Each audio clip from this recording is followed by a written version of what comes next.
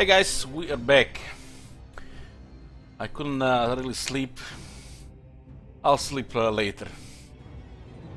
So today we played 9 hours already of Bloody Hands.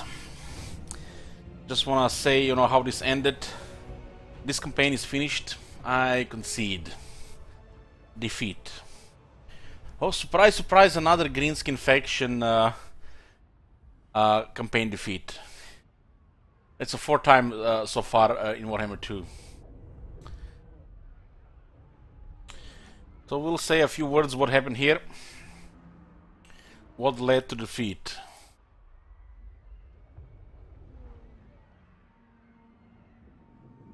Before go to the last offenders.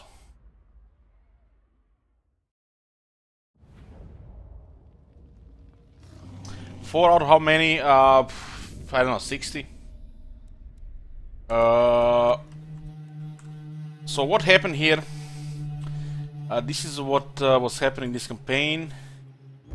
What people donated towards to. 8 treacheries, 4 chat roars.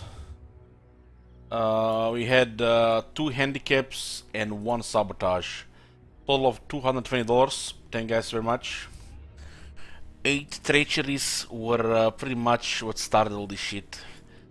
So the chat roars actually helped a little, except those 2 goblins. But Wurzak never had any trouble in battles. Never had any trouble in battles.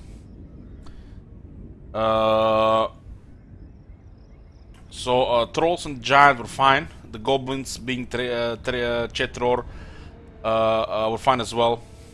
Until we hit pretty much the later stage. We had handicap 2. Handicap was not doing anything this campaign, really. It was not doing anything. We were doing fine with 18 units. Wurzak has won every single battle, 93 battles, but we still lost the campaign. So what led to this is the treacheries that started against Greenskins, Karak-Azul, and that treachery that pretty much made us declare war against the dwarves, and then later against Hamri and the Clan Morse. We just couldn't really do any diplomacy after that. So what happens this campaign? The Vaz keep getting destroyed, and we lose the ability rating. We lose the ability rating, and we can't do diplomacy. And the treacheries scaled really crazy with this, to the point where we were nearly at war with everybody. It was actually going well until Rubius Kids, a chat roar, died, and we had to trigger additional 3 treacheries. And one of those 3 treacheries was Vampire Counts, and this was pretty much the end of the campaign. In the south, we were getting overwhelmed. It's due to treacheries, we couldn't manage to do any diplomacy. And all piled up, too many enemies. This faction has some of the weakest garrisons, not only just size, but the units. No armor, rely on charge. So we were even losing against rebels. And we got beat by diplomacy. Not even that many treacheries, 8 treacheries. And the chat roar was the final nail in the coffin. It was pretty impactful. The most impactful treachery was against the Greenskins early, and the one against 2 against dwarves by Marconos. Those were pretty much what spiraled our control with their ability.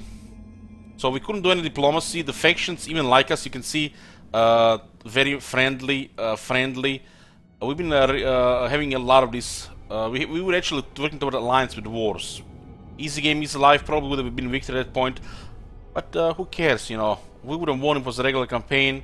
We lost with undermining. Ignore my crew. It happened. It happened. It really started to be also super exhausting. Just fighting battles and making no progress in the campaign. Winning every battle with Wurzak, but still losing the campaign. There is a Hamri here. Corps Liberas, even the last defenders with 2 armies, rebels, more hammering, and we couldn't even defend cities. We did manage to take down the dwarves, the greenskins and the dwarves, pretty much what you're supposed to do. With the rest, you had to reach critical mass in the Badlands and keep them in check with your huge military, but we never really reached that point. So just got overwhelmed from all sides. This campaign is finished. It was a concede on turn 150. Also made me think about the victory special donation goal. I think I'm gonna remove it. It doesn't feel right if we're struggling that somebody comes and just ends the campaign, especially with how we did it, how I done it. It just says we just won, so it doesn't feel right until something else can trigger the next campaign. Maybe gonna be like a goal, special donation goal option with which actually starts the next campaign along the campaign we are playing. So we pretty much play extra. That might be a better option, but not right now. I will work it out, and we'll add something else other than victory. It doesn't really feel right somebody ending a campaign here where we pretty much lost. Okay. Yeah, this campaign was this campaign was a little exhausting, but just think about it. If it wasn't any of this, there wouldn't be this struggle. I think a lot of people also enjoyed it. Some people just like me, enjoy myself as well, but you can't win them all. Eventually you lose. The greenskins, you know, however frustrating they are to play, however unpolished in some areas, they can still work fine. The Bloody Hands can for fine just work with the greenskins, confederate and get those armies, snowball and win. They work fine. This campaign was extremely difficult because of all those early wars and piling up of lower ability and wars. You can't really progress or get anywhere if everybody just wants to destroy you. There is no downtime and you can't fight everybody. If the replenishment was a little better and garrison slightly better, like, you know, like let's high elf replenishment garrisons, this could be doable even with this setup. Anyways, this campaign is over. We will continue now with Last Defenders.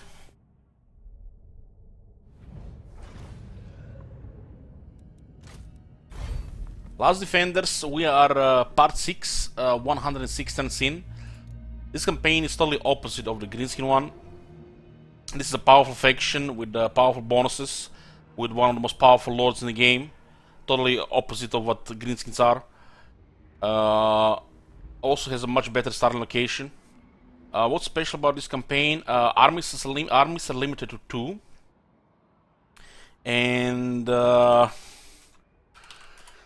you can see also campaign there. Handicap is disabled, but theft and desertion are doubled. So it's 40,000 and 4 units if you wanna sabotage that way. Victory condition is 500,000 gold. I've been talking about this when we were starting this campaign. Some factions, more Lamparts, are extreme victory conditions, and past the early game and mid game, you know, a lot of people, I would say like 6 out of 10 people, already even lose interest in the campaign, and you know, they would just like to see more of early game and mid game of our next campaign, not just, you know, play this for more days. Of course, sometimes you're just gonna go for the victories because you feel like it, but we'll have campaigns like this where the goals will be different, and I do like the idea of economic victory. Well, we'll win with gold. Of course, you guys can prolong it if you want to see it longer by giving our money to the enemy or to other factions, or sabotaging our progress by disbanding units. So this always on the table. Otherwise, it's just a you know, short and sweet campaign. Nothing really major. This area we taken control in 44 turns. Easy game, easy life. We're allied with Clan Moors, trading with them, and we are fighting Tomb Kings. We have 2100 trade with the Clan Moors, and our income is 8900. Kroger has a pretty much unstoppable army. We have some Chetrors here. The first Horns of Anguish, Gojira. Gojira. Tricycle. So 3 Chetrors here, 2 were killed, they were skin cohorts. Since there is no handicap, there is no point in living skin cohorts. And nobody tried to really sabotage this, so it's easy game, easy life. Totally do whatever you want in diplomacy. So pretty smooth.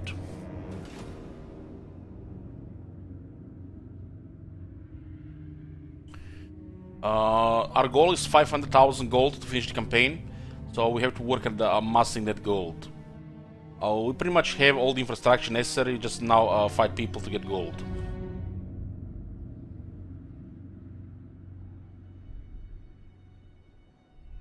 Okay, just one second, guys.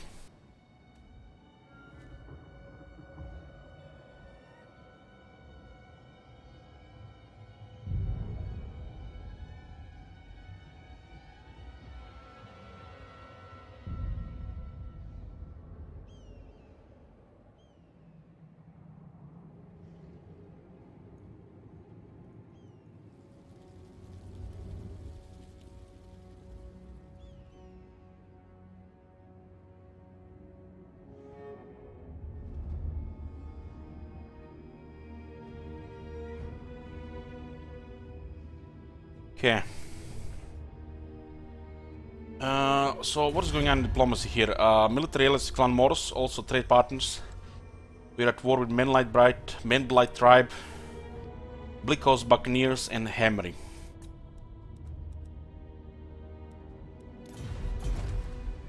Turn 106, treachery in 4 turns. What do we have here? Cetra with his large army. We're also not very friendly with these guys anymore. And Shit Wizard, we're leveling him and his heroes, just in case we need the second army. We have a limit of 2 armies, so this is it. We cannot recruit any more lords. Most of this area is just build up. We could also liquidate a lot of this infrastructure and get instantly over 200,000 gold. When you are dismantling a building, you get 60% back. So if you pay for a building tier 1 and tier 2 and tier 4, you only get money for the cost of tier 4, not for all 3 combined. But if you want to see one of the expensive buildings, for example this one here, we could dismantle it, demolish it and we'll get 5,400 gold back. So there's a lot of these buildings we could just liquidate towards the end, and it will fill the treasury.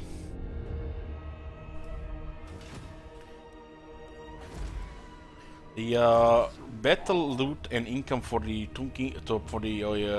Lisbon is pretty good. So get a lot of our money from battles as well.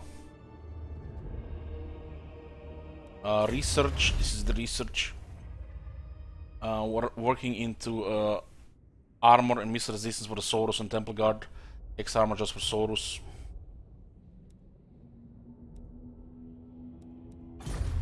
Yeah. Hammer is actually doing pretty good here. And I have, I think, 4 armies. We have a couple of heroes stealing technology, a couple of them spying and harassing. We need the extra research rate because this is a large technology tree, and we get most of our research rate from Skink Priest stealing research.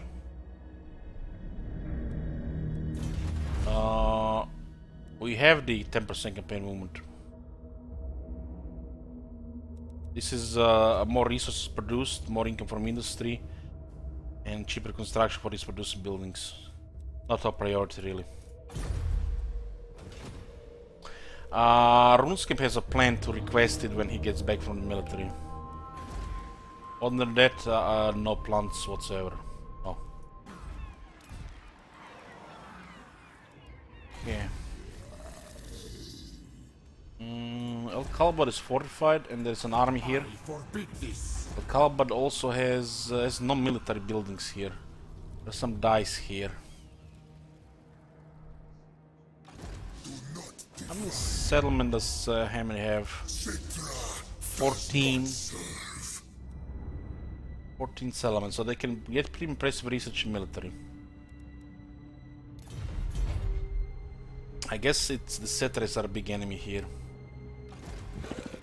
I will attack this place. They do have Toon Swarm, but this army is so powerful. There is very little things in the game that can actually challenge this army. And we do have Lightning Strike.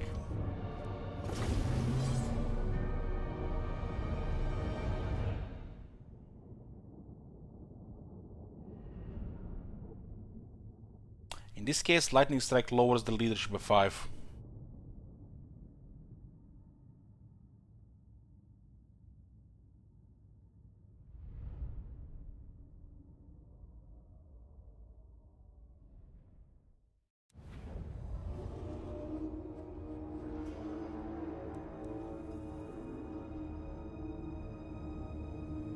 Yeah.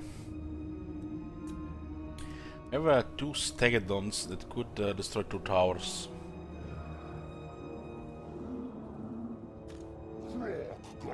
Thoughts on stacking -4 leadership on these heroes? You can do it, yeah. Why not? It's a pretty cool thing.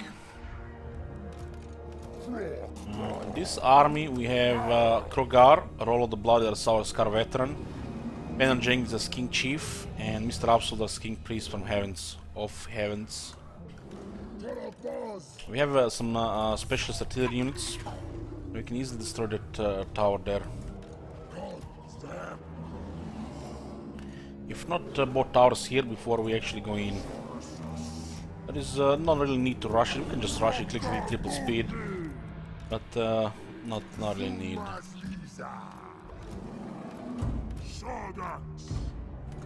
Our units are extremely durable, and we don't really have to feel any pressure in our big battle.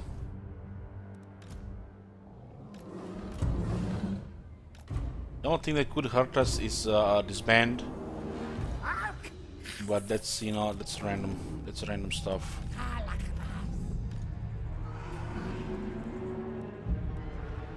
Let's see.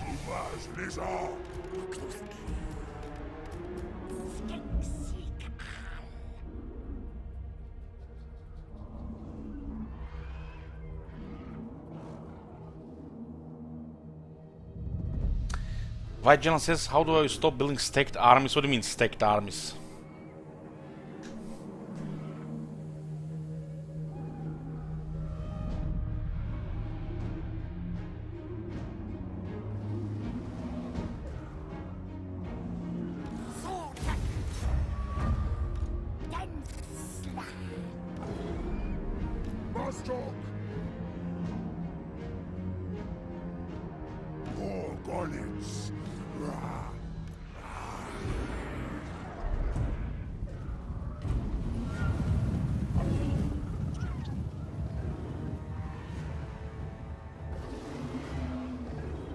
Krogar has 10 ward save and 30 defeat resist.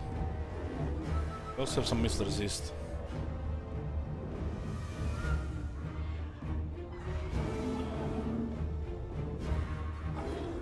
They do have some archers, but we just back the tower, minimize casualties on the Saurus from towers, and send the Saurus on the wall. All the expenses are mainly, but it's pretty much how the game works. You know, it's the developer's failure to properly set upkeep values on the units.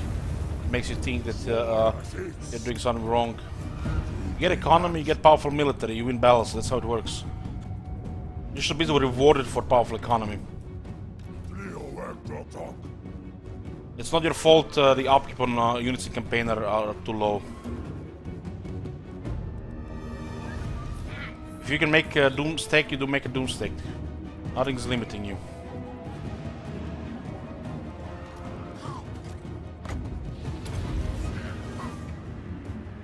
Yoo-hoo!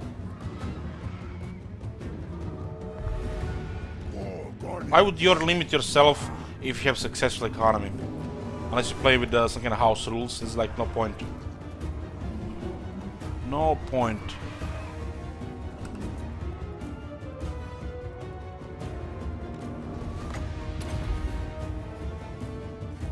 destroy 2 towers here, I think.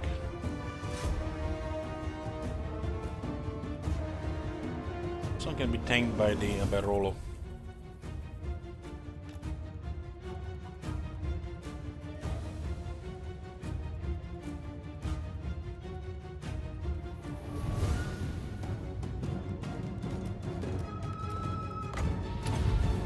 Any tips on fighting Norsca 90 Mammoth Stakes on Stone Kings? Well, just get the all anti-large. All halberds. Anything that has anti-large bonus. If one army is enough, get 2 armies. That's how it works.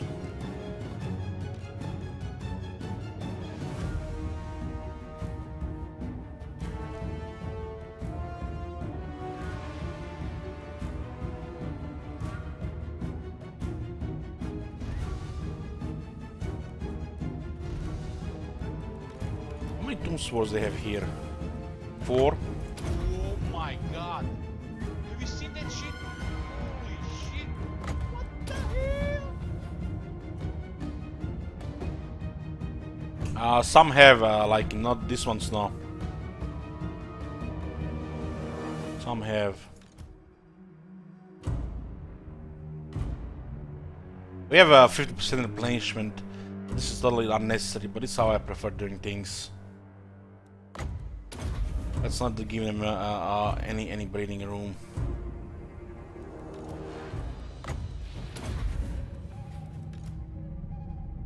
There's no way they kill 50 Saurus. It still feels like silly not to send them with a higher health.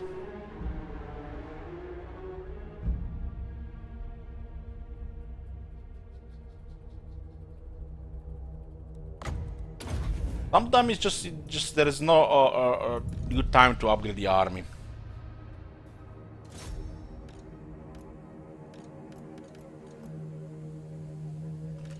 You will reach a point in the game where you'll know opening for every faction, and unless and you will know how to play every faction, and unless there's some kind of special conditions, it will always be the same. That's why I love my specialization options, make things sometimes unpredictable. After 5,000 hours, it does get a little bit stale now. Unless you have something unpredictable going, you know, burnouts are gonna be happening faster. Holy shit, what the hell was the damage there?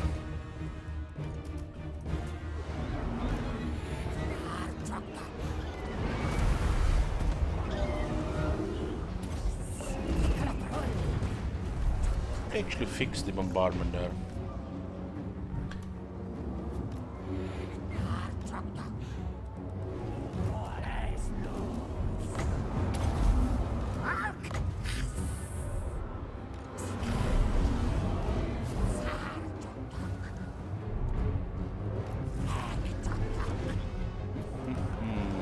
Let's go here. These are halberds.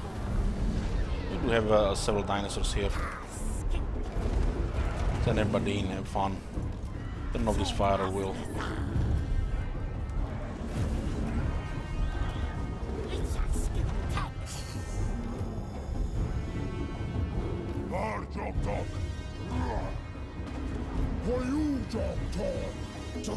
Game gets kinda refreshed every time they release some new content. But if you're playing all the time, even that is not enough.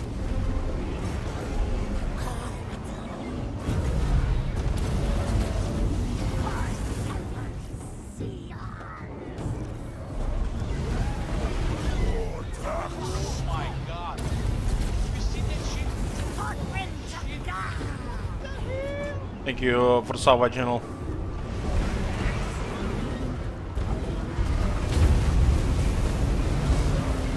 It's nice chill lightning.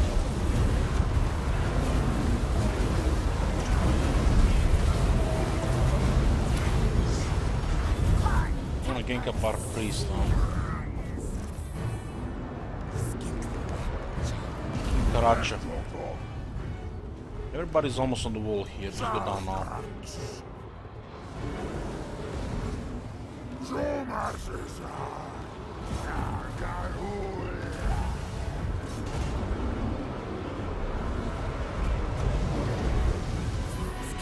these guys doing pretty good here.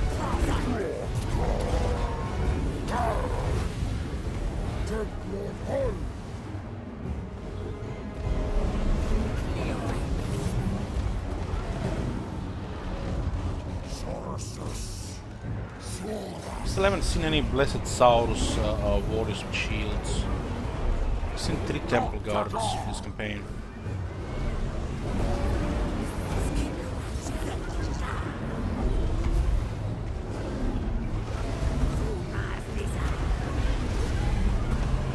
It's quite a crowd of normal dinosaurs here, but 5 just fits with this many units.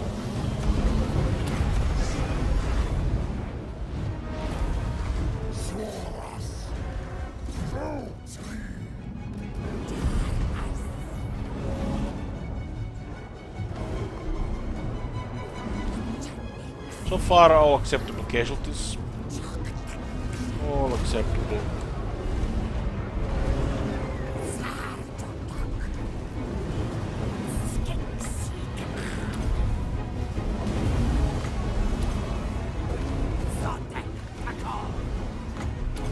Range 100 meters. That's why we can have nice stuff.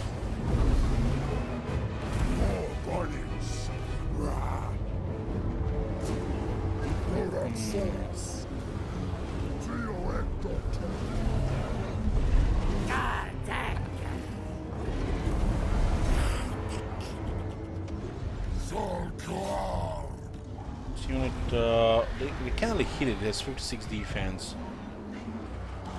Seems don't have very good attack. Let's get rid of the rest of their attack.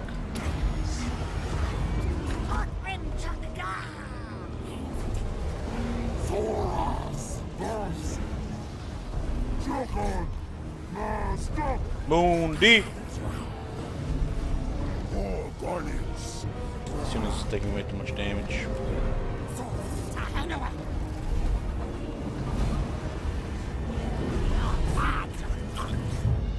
Oh, Mazda.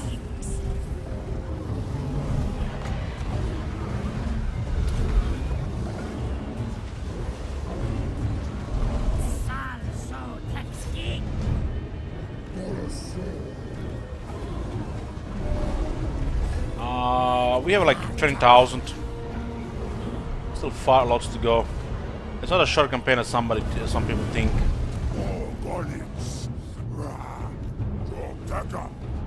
500,000 is a lot, especially if you keep building. Construction costs millions. You can liquidate though. Just demolish everything to get the 500,000.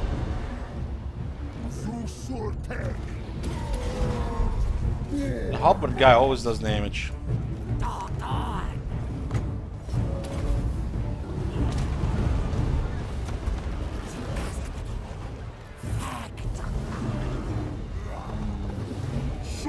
Let's go there.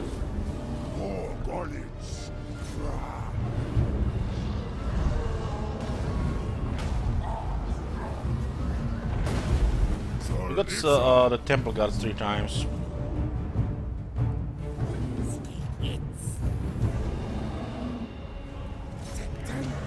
It's just a waste. No more speed there. No more more speed with this faction. Just partial splash damage.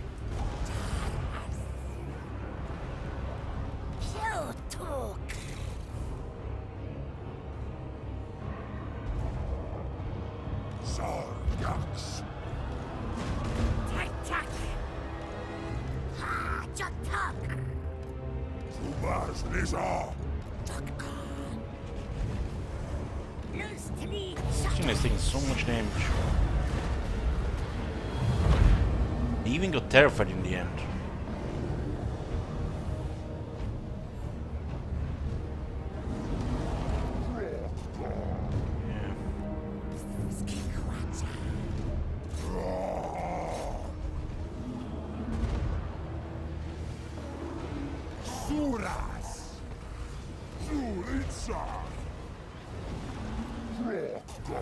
See Tomb Kings, man, they wear you down. Doesn't matter what shit they have in the armies, they always do damage.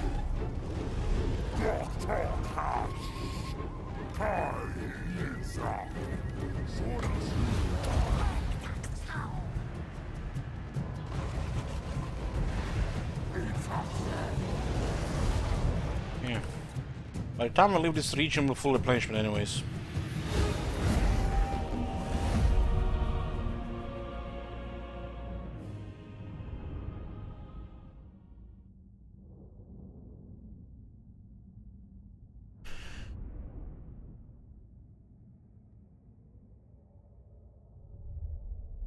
Those giants did damage, and the catapult did damage. Considering they were shooting Saurus, it's actually a lot of kills.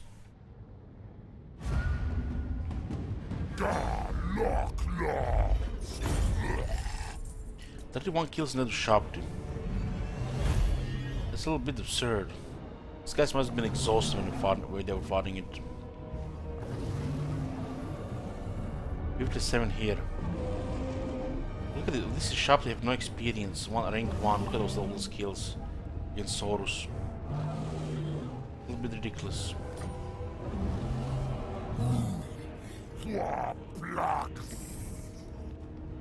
What's the movement here? I think we have enough.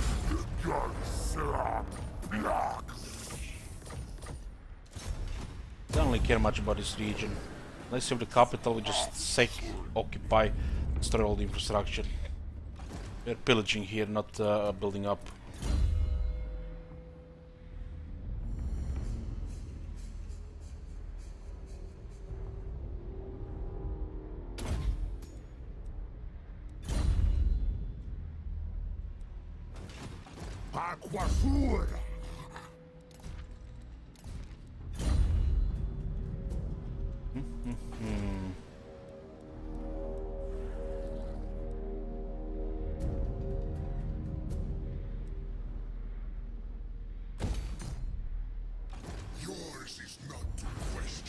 Definitely the second army to get hammered down without crawling through the desert.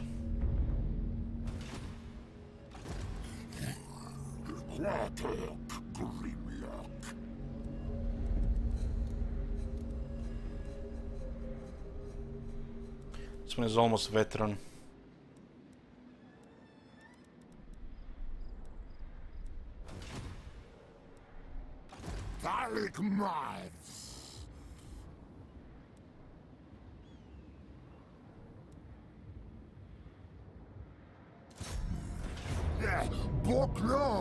Oh god, these guys again.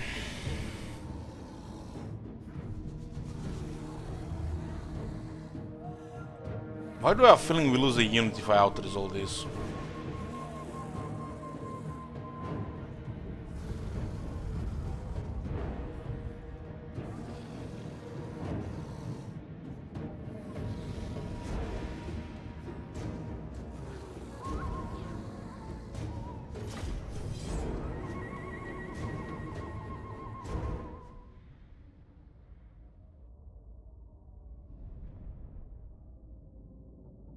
We defeated them already with minimal casualties when they were even larger.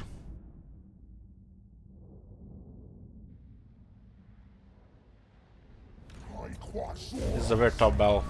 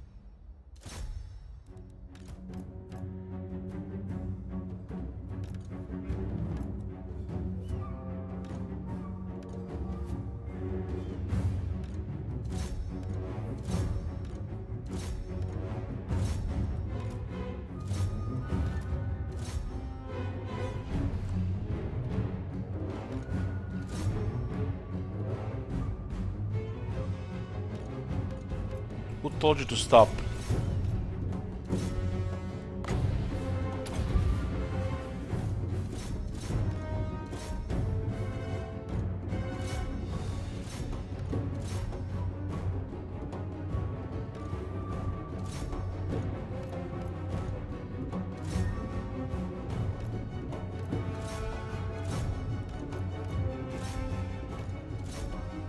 Nowhere to go, rat scum!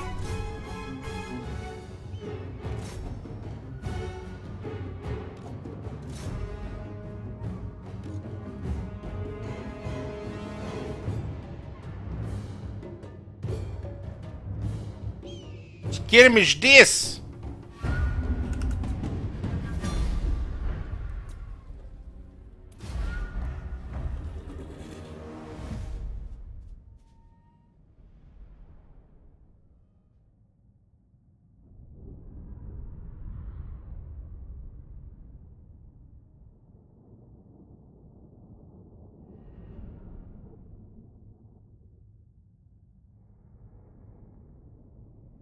Well, Sorority, if you didn't mention the Blessed Saurus Warriors there, I would have thought you would play multiplayer.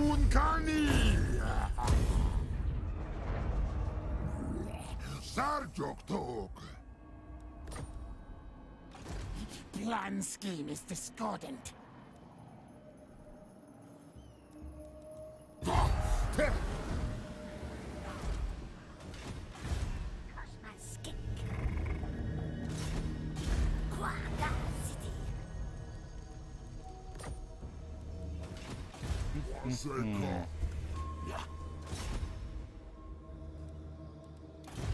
So what is this guy? Rank 17.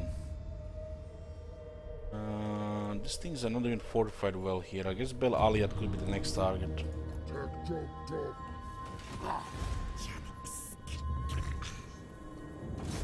In the replenishment. Doesn't really do much, he only is hindered. I guess we could try to stack it. This thing even stacks 7 turns. And he loses 60% replenishment. Without the Lich Priest, he will not be able to replenish.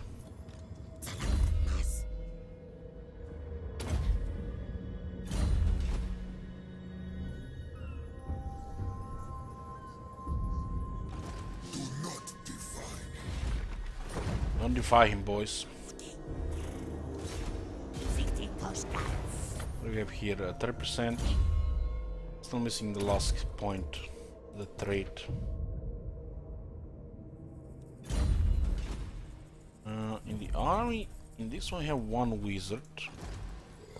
Mr. Absolute and Magical Reserves. Knowledgeable, we have 2.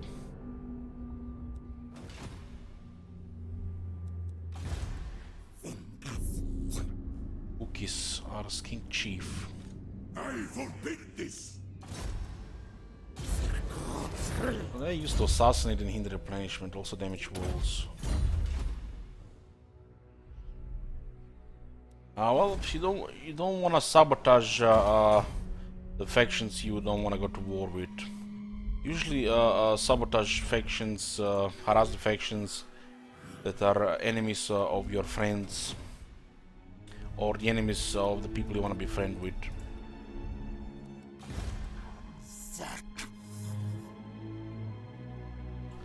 Chosen don't have perfect figure. No.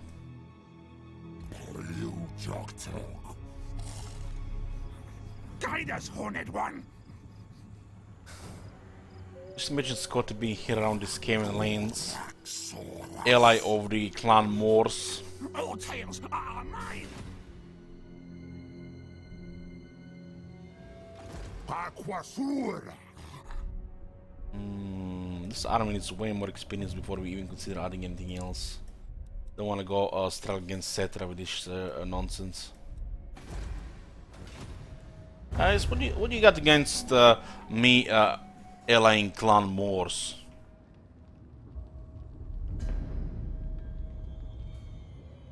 This is we're playing Total War here. It's just in Warhammer universe.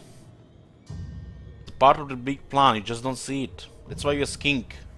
That's why you're skink and I'm the mini pepper.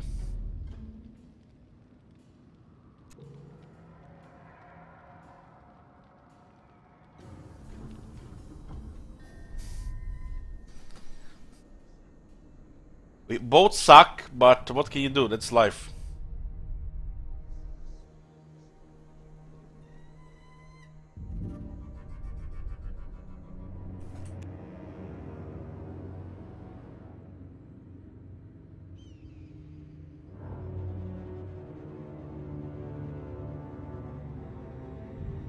It could be worse. It could be worse. You could be a Kroxigor. They just have to do what the king tells them to do. Because kings don't have to do, all the heavy lifting themselves. Could be worse.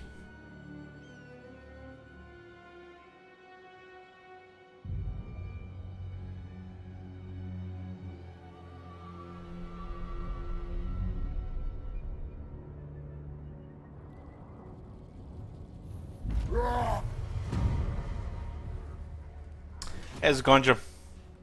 How's Germanic Web going? It's pretty good. We have tier 4, string 5, 5, 4, 4. We're connecting shit. We're about to get 5 here. 4. I'm investing a little in research. The Glyph of Hexoatl. A new fashion for inscribing the symbol of Hexoatl, a city of the sun, into armor pieces is spreading throughout the Empire. All your armies now have increased leadership when facing the force of Chaos, Norska, Beastmen, and Vampire Counts. Fighting against the Vampire Counts. Well, the developers have changed their name, they're now called the Undead. I forgot to change the name of the event. Ooh, another Great Warrior, good RNG. Where the hell, this thing's going Lords, I think.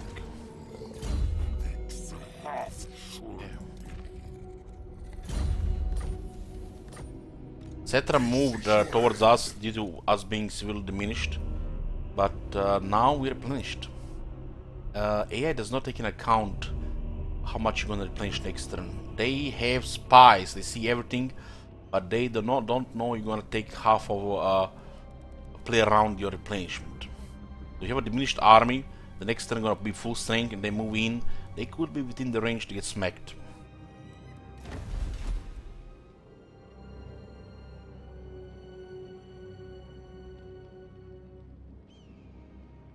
Well, you have to connect to another 5 to have a 5.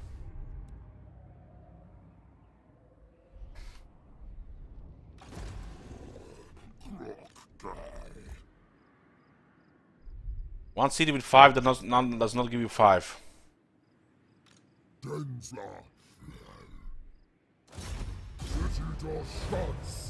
gonna get it from them garrisons. Here. This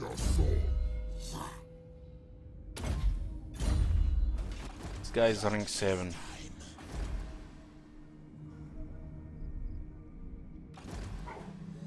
We're harassing this one. What is this? Every estate building. We do need ranks here. No more cookies get assassinated. It's very easy to level up with damage walls. Do want to get an immortal, so he's actually useful.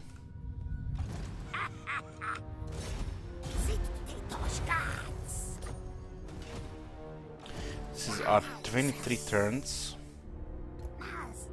So we're moving around, spying as well, not just stealing tech. So needs to get immortality first.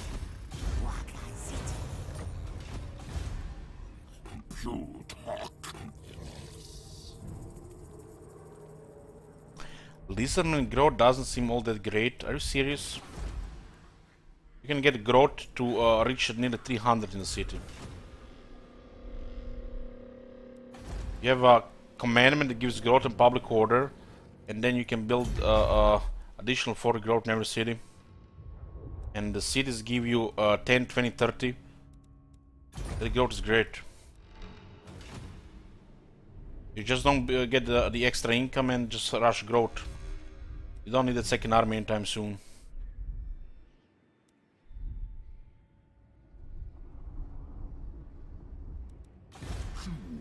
We got our tier 5, I think I would say pretty fast, considering the size of the province. No, I will not. We don't care about the shithole, let's go for the Vulture Mountain. Oh, hey there, friends. My will be done. Is this tier 5? Tier 4. What does a lizard warlord desire of the Lich King? Lizard Warlord. I like the way you speak, friend. I like you.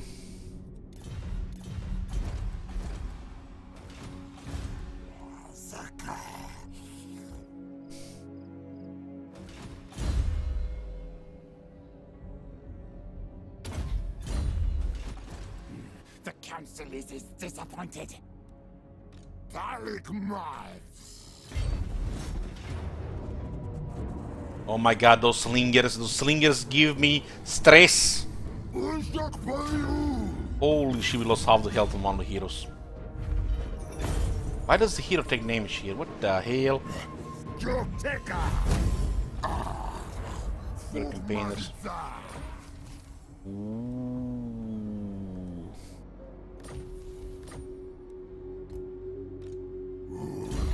Sanuiga. That's the good shit.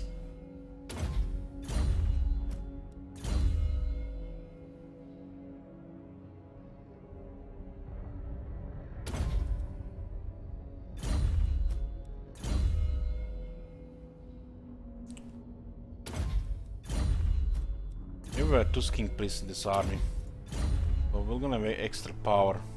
All 4 heroes are disciplined. That's only the best with Lisbon. What do we have here? What do we have here? What do we have here?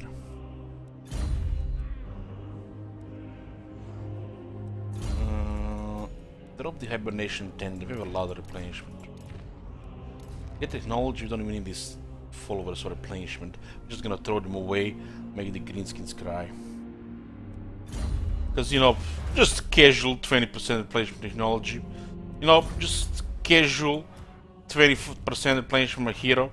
And then 2 followers, another 10%. Just, you know, casual replenishment. Who cares about the greenskins replenishing anytime before Christmas? And it's February.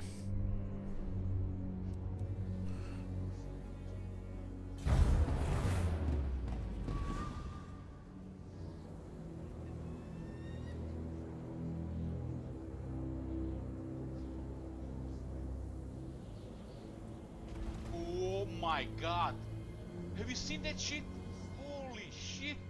What the hell? Hey Panchan, thank you for 9 months. So guys, if you missed the stream today, we've been already playing for over 9 hours on the previous campaign. We actually finished the Bloody Hands. It was a defeat, conceded on turn 150. Got overrun. It was exhausting. Next campaign is M7, I think. We're playing Argulon, the Wood Elf Realms. It's also a campaign that goes for economic victory. And it immediately starts with a handicap 5. So we have armies capped to 15 units with additional 10 possible handicap. But you have to also consider that the hand drawers might be in the army.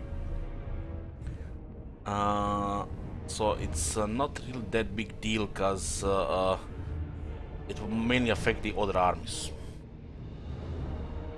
So it doesn't sound as bad. It's not as bad as it sounds.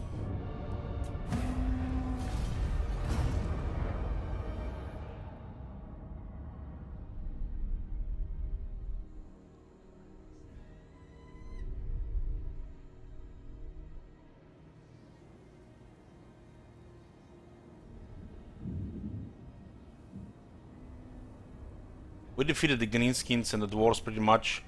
We got overrun by the Vampires, Tomb Kings, Lizardmen as well.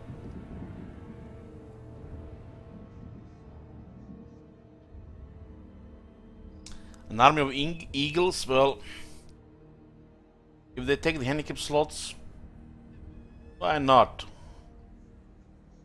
Long live Morica.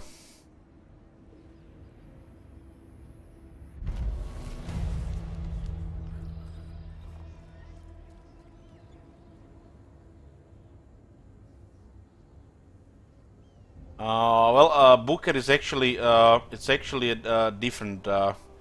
Since they nerfed Kolek's Sword Save and nerfed the Markov Zinch, solo Kolek is possible.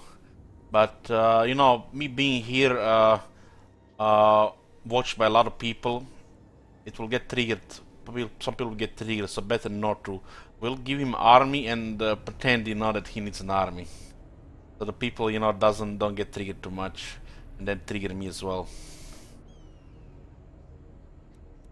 You never know. Maybe if I feel like it, we just ignore chat at that point then.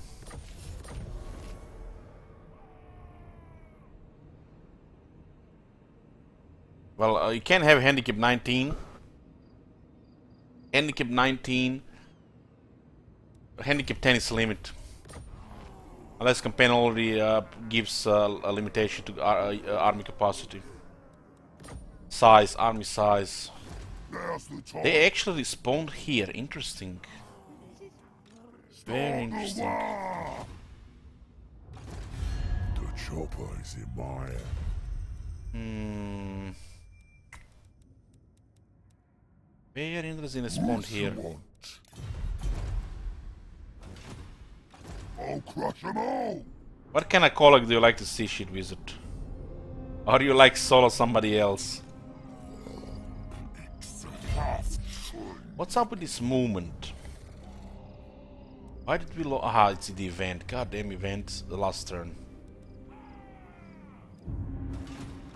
Do not defy me.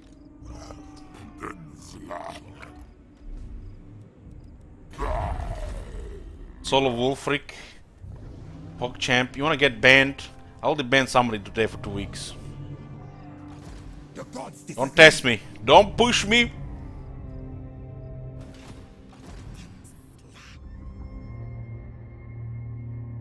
You guys, come on, Royalty. Don't put 9 eagles, eagles to his army. That shit's gonna be a parody.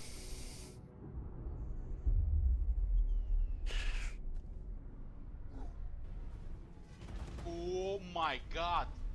Have you seen that shit? Holy shit. What the hell?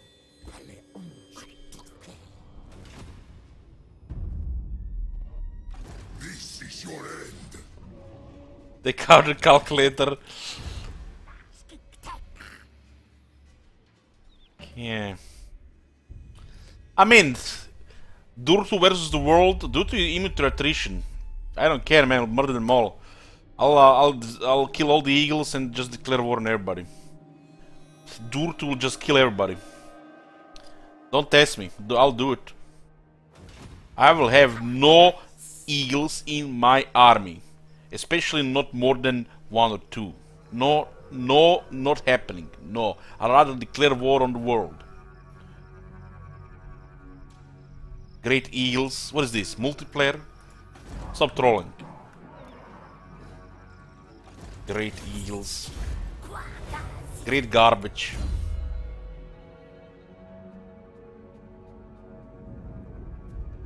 Is it immune to economic attrition? I'm not sure if it's immune to all attrition. They might have not make him immune to all attrition. I like to think he would be immune to attrition, missing a home settlement, and missing money. Can you book a test this for me while we're still playing this campaign, so we know how far we can go? Does he take attrition from missing a home settlement, and does he take attrition if you bankrupt? It says immune to attrition, but you know, immunity for character assembly does not mean what it means for other people. It means something else. You never know.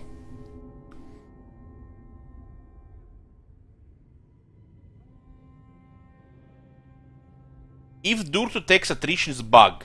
I'm pretty guaranteed it's a bug. Character assembly just forgot.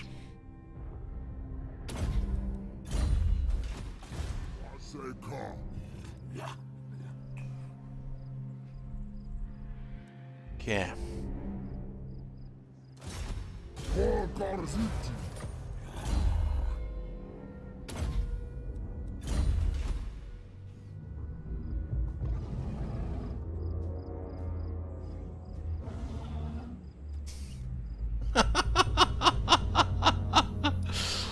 Mechonis, I'm a little tired. You have to forgive me. You mentioned you forgot some words there, Mechonis. You can't just quote me without twisting my words. You're twisting my words. I said full eagle armies.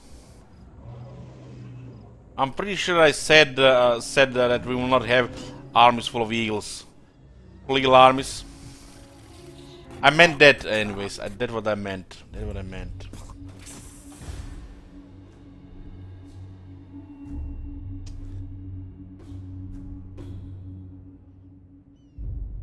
Ah.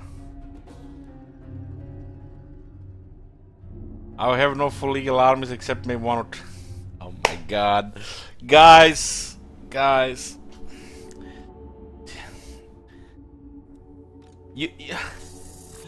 I'm in zombie mode. You win. You win.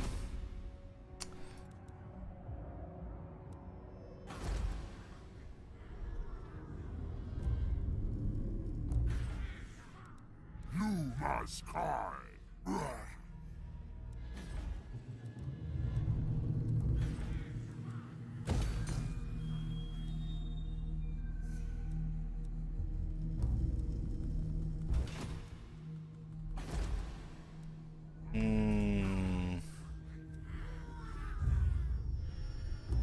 Let me get the other tier 5 here.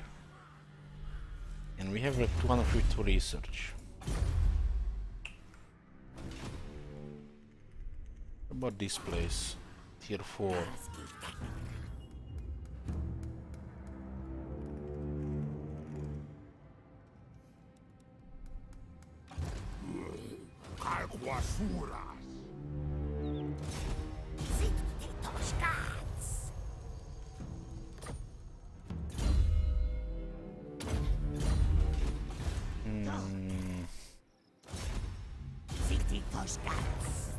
We don't need any more skin chiefs.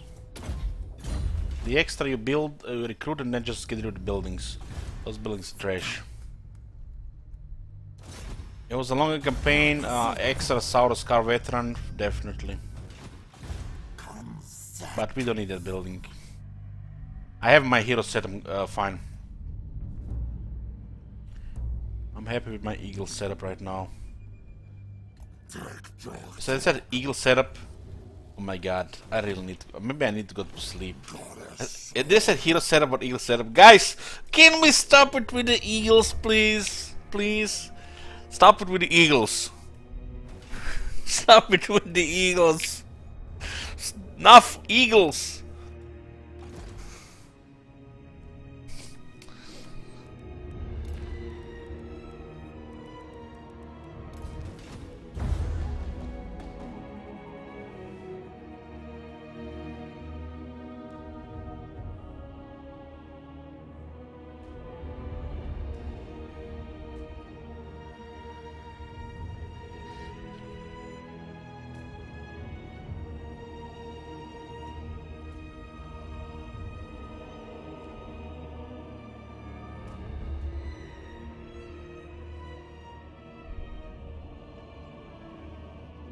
What?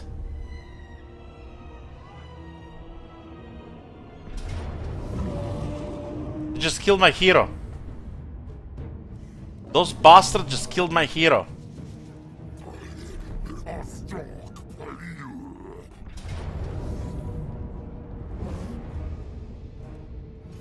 What rank is that guy?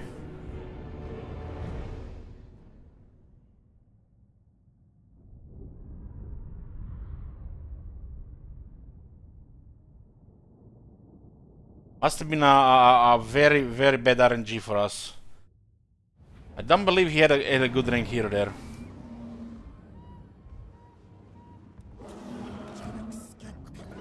So much for our Saurus Car veteran now. Oh, we'll get another one. Rip Rolo, rip.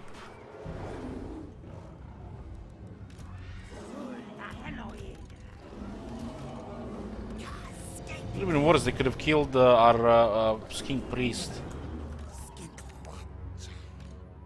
I'd like to have the additional Carnosaur in the army with a hero.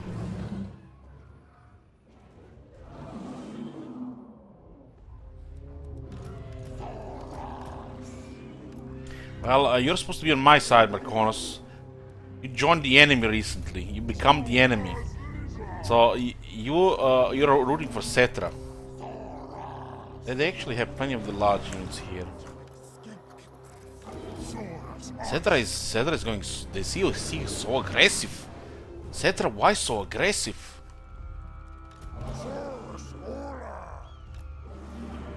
Why so aggressive, Cetra?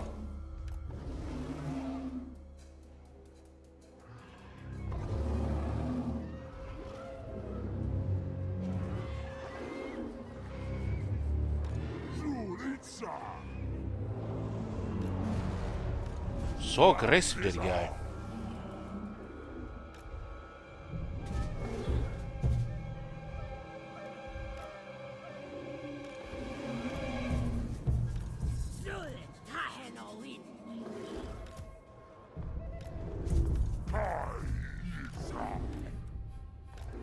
These heroes are so weak until they get their dinosaurs.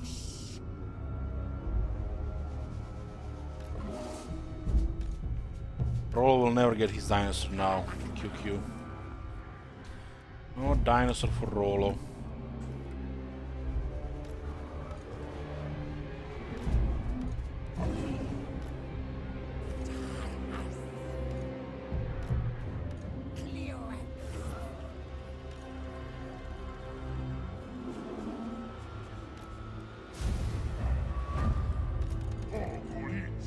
They do have artillery, huh?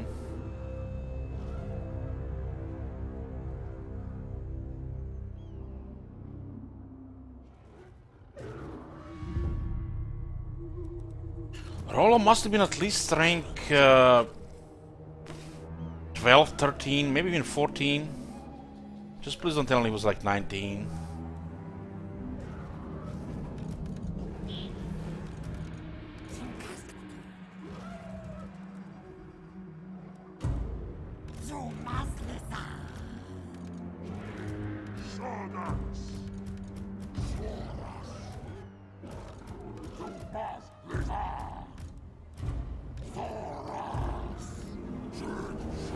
Look at this, everybody's favorite Tombsworn. What a joy to play against that shit.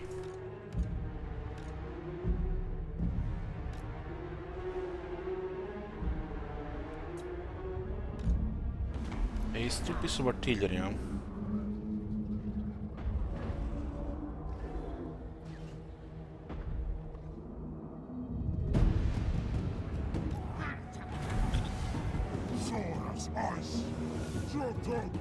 I'll put our anti-large here.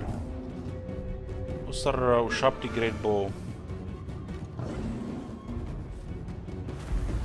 A Hemrian War Sphinx as well. Shooting my my Blessed Horn once. So there's gonna be a lot of damage here.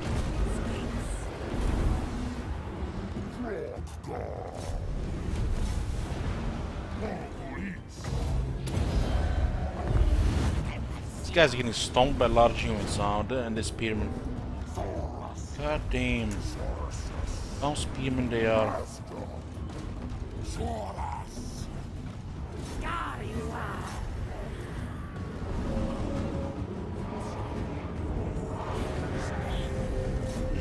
Let's send those guys to the middle there.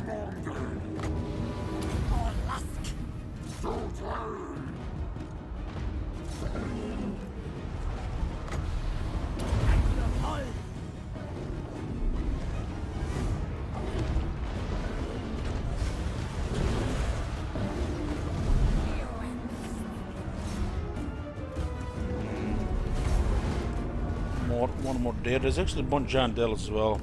They're pretty good range support. This does quite a bit of damage.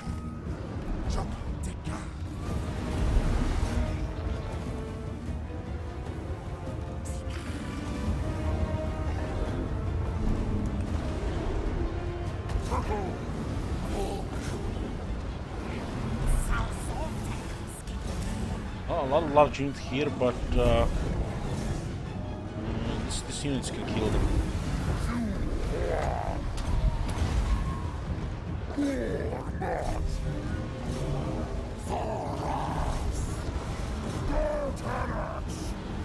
I just love how how aggressive they are towards army like this. It's like they almost know they have all those bonuses on their units when they attack like this.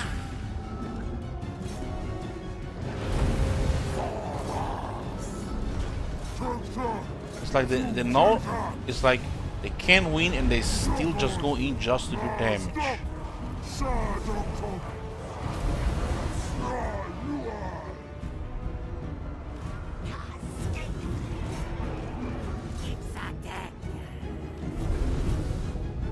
Because you know he's gonna get this army like back in 3 turns.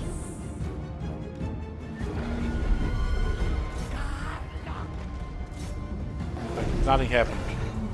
Steron's pretty good in that clear there.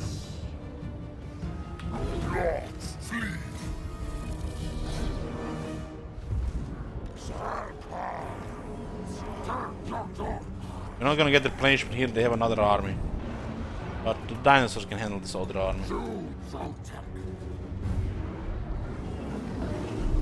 It was pretty bad to let him take the Alcala, but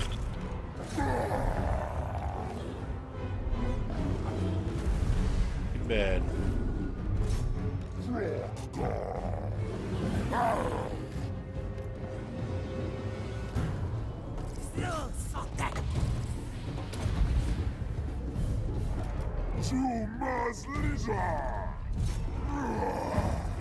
Like to snipe the blessed ones.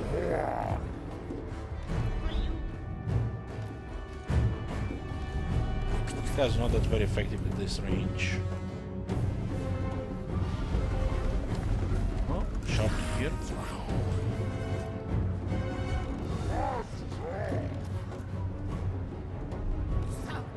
It's gonna take 3 days to get Saurus Corvette in rank 20. Now they killed one. Probably not even gonna get rank 20 in the rest of the campaign. So you can recruit them on rank 2.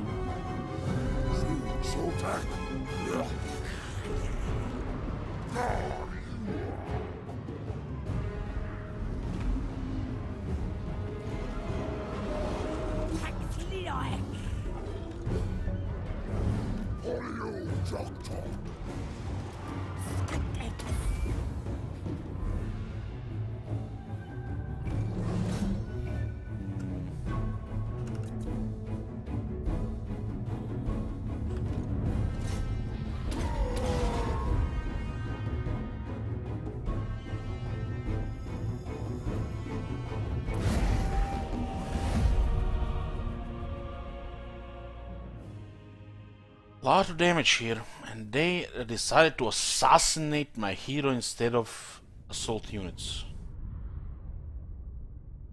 Oh. Makes you wonder if they didn't try to assault units due to too many single entities in the army.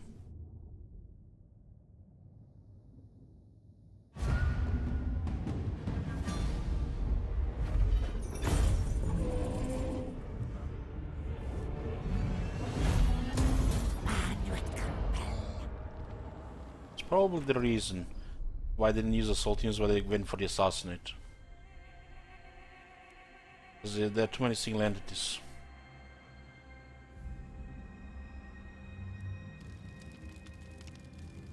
So rank 27 killed Rolla. What rank was Rolla? I think Rolla was I think it was actually close to immortality. Was a rank 27 Tomb Prince. Killed him.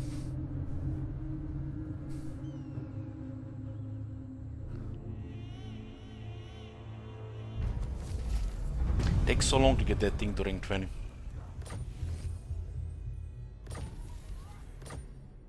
I forbid this.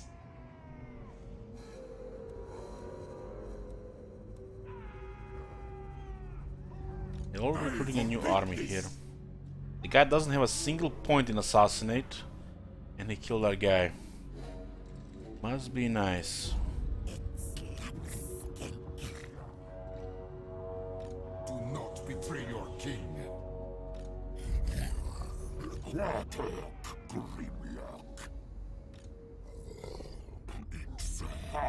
let them recruit this shit here.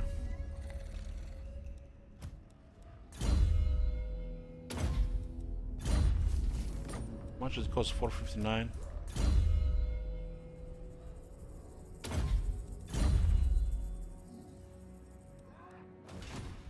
I forbid this.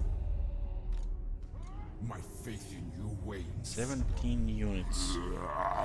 Let's just attack this. It's too good to pass.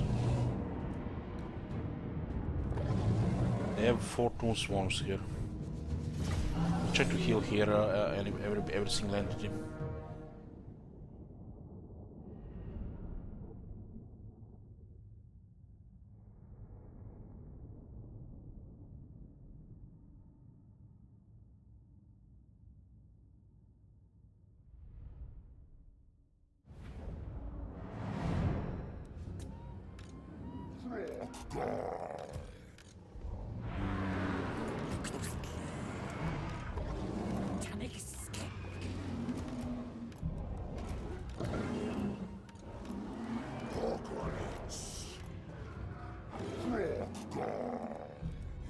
I mean, the Saurus are fine for another battle. They are fine for another battle. Soros, Zumas Liza, Zusurtek.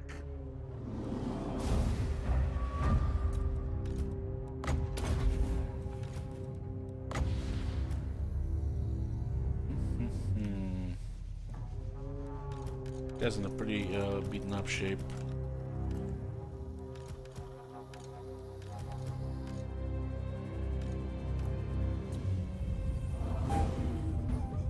Suras.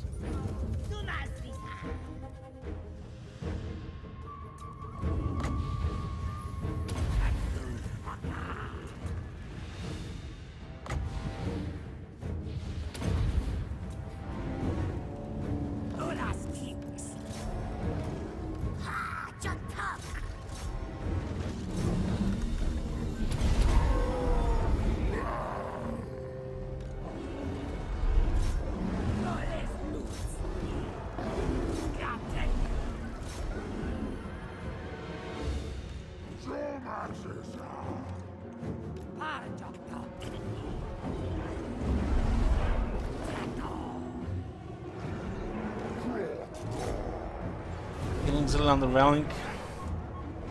Now those 2 capital letters, you know. But it's better than nothing.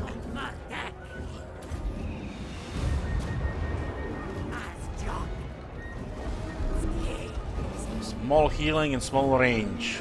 Don't want to get abused, you know, against real people playing single player campaigns. Oh wait. We have 3 Stegans now.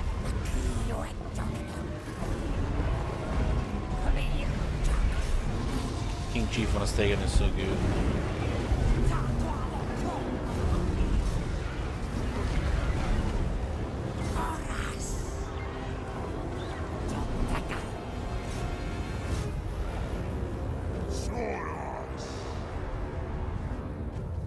They have like 4 Tomb Swarms in this battle. Absolutely, they have 4.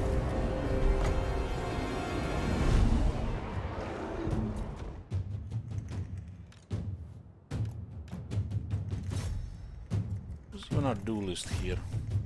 Let's send him. Yeah, well, it's a sword and shield.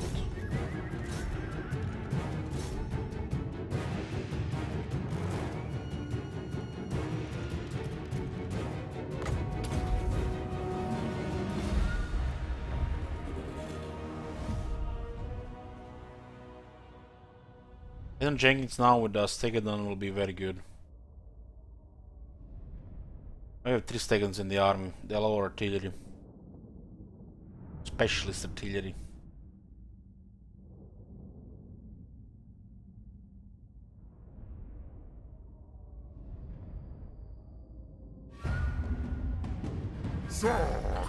Well, we can get some replenish at 3%.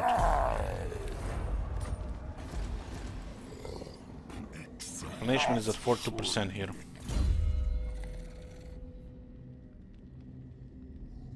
Onslaught. 120 armor. Okay, so I have to look for the new. Oh, look at that. Los humanos.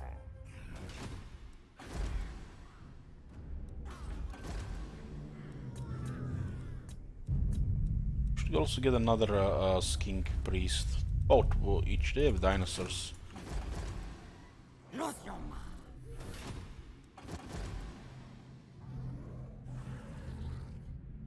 I mean, why get an ancient Stegadon in the army if you can get a skink priest and ancient Stegadon, right? Why get a Carnosaur in the army and get a like the heroes? The heroes are your dinosaurs. The regular dinosaurs is your you know, when you run out of heroes.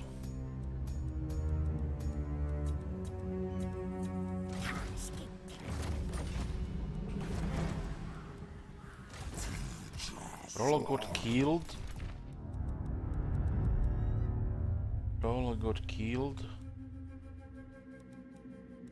Roman is reserve. Ah, it's gonna be Roman. I don't think we're gonna get another lord.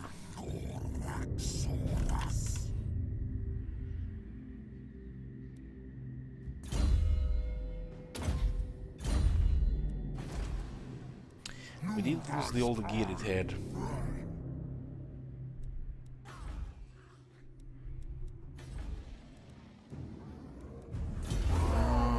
See out of 10, 4 out of 1, 4 out of 4.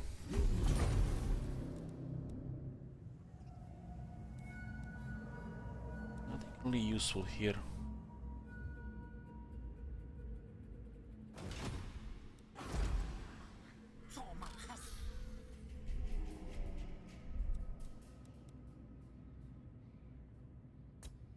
So switch to income. Sky.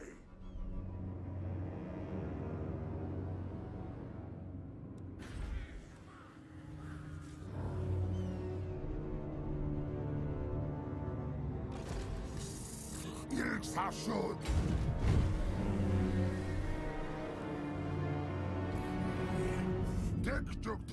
These guys have minus 87. They could declare war.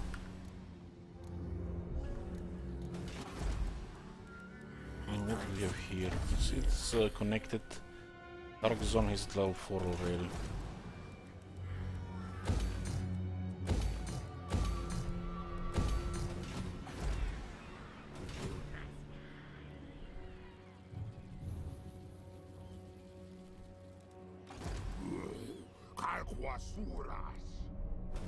We have one assassin here.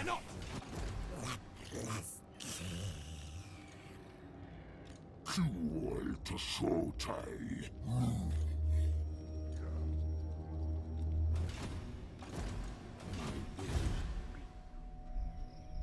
End of turn before somebody uses treachery on the top notes. Does look like pretty devastating.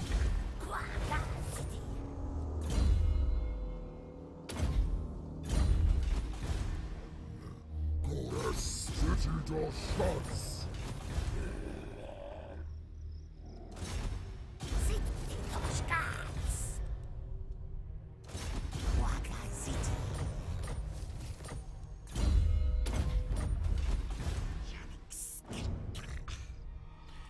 Karacha.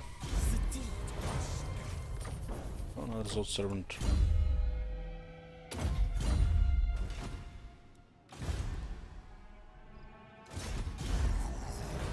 I got rid of heroes on the campaign now. It's gonna be like hero spam. Get rid of hero spam.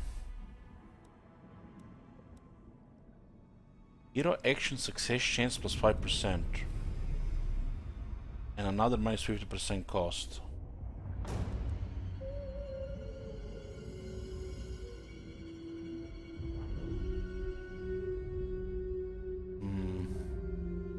This thing here.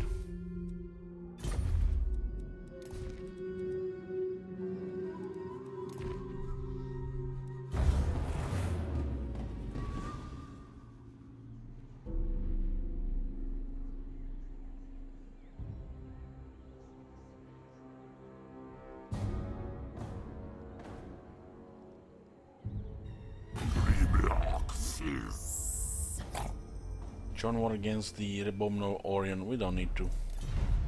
Probably gonna attack us anyways.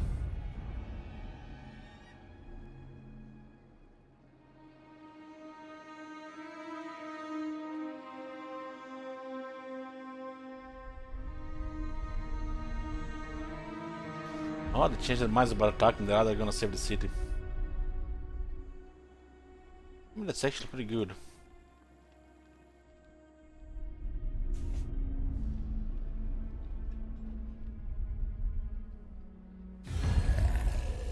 Zu Altrax, Holk Kauk Suzei.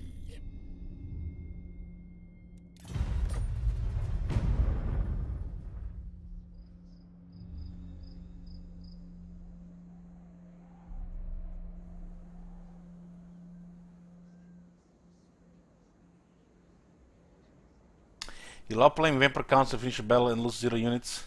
Oh man, they can't even do this these days properly because of the game crashing all the time.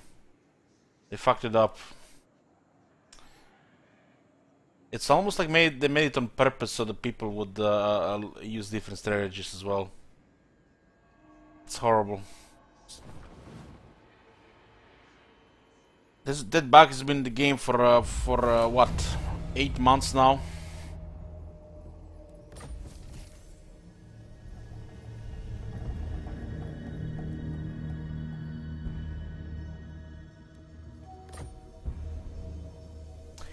Durtu takes bankruptcy attrition.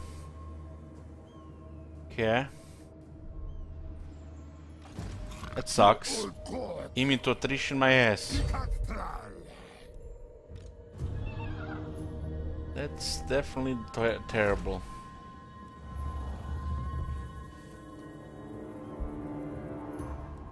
Why don't we even build this? We don't need to make more experience there. Remove this for now.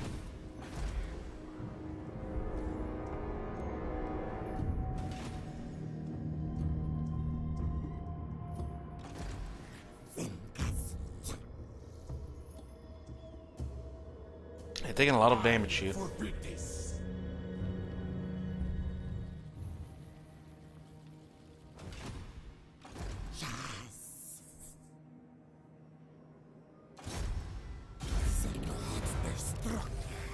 Okay, the next army is getting recruited here.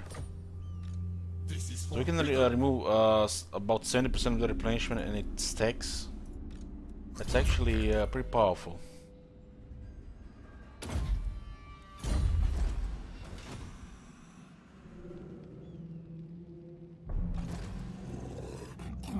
Instead of 110.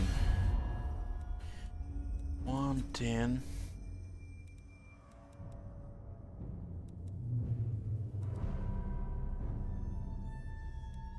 Do you come to trade some of that 5 precious turns. Slan gold? Top notes, Blessed Red. The Sentinels never move. Attend your king. We could declare war on them. Smiles.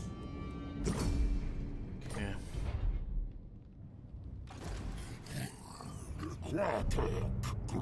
I do have the mountain in range. I forbid this.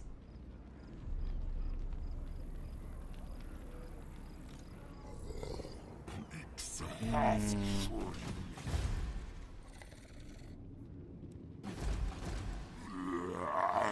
think we take Vulture Mountain, it's tier 4.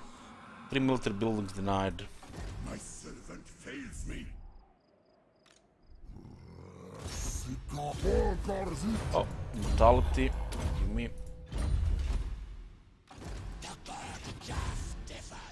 Jaff. Which needs to be lightning strike here. Don't lightning strike, all these guys die. If you don't lightning strike, they just flee north. Who acts first, Henry or follows Nagash? I think it's Henry. It's not a good lightning strike here, just finish them off here. I do get 4 tomb swarms though. Very annoying stuff. We'll get the replenishment here anyways.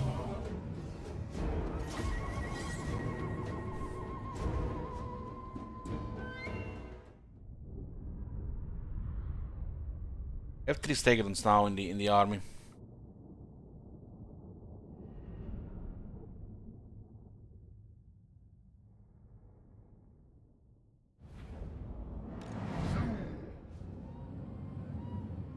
You know what's hilarious? This is the Greenskin Towers here. Why are the Greenskin Towers here? Is this supposed to be dwarf settlement? I mean, they can't make anything right.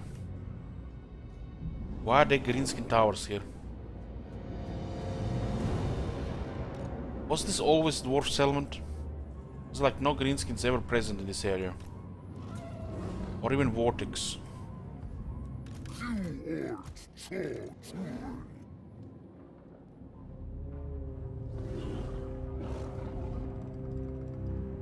When the greenskins invade these places, they take it from the dwarves.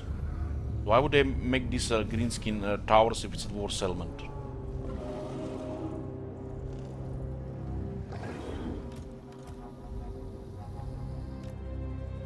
Doesn't matter. Arachnos is it's the other mountain, Skarak Zorn. Skarak Zorn doesn't have to do anything with these mountains. This is not Karak Zorn. This is the Vulture Mountain.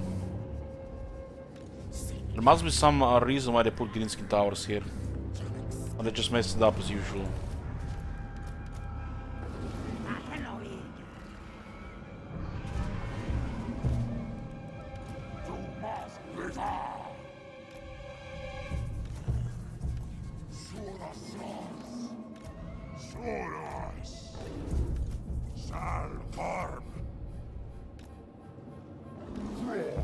Yeah.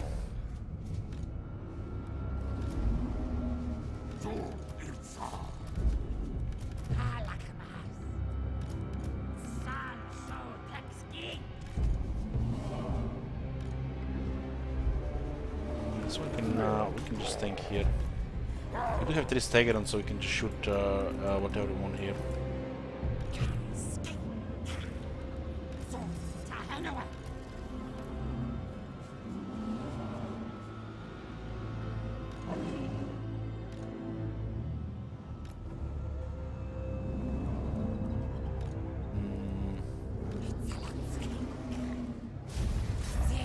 Stegadons have artillery mounted in them. I do like to keep my heroes on Stegadons, this King Chief and his King Priest, just because of the artillery attack, long range attack. It's pretty devastating in long range against infantry. Just a couple of bolts, even shooting like Chosen can give you up 20 kills. Killing 20 kills from Chosen from afar, I'll take it.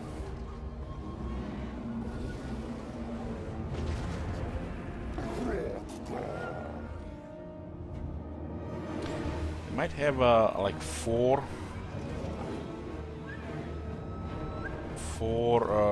two swarms here. Let's send these guys to deal with artillery.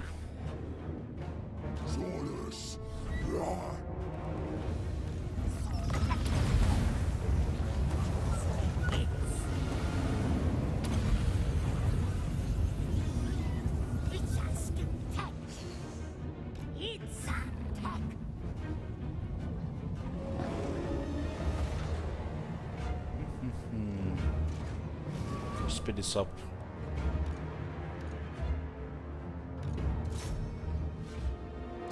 It's kind of silly to just to rush when you have artillery against their towers, and you can do whatever you want, however you want to approach it. Minimize casualties on the Saurus.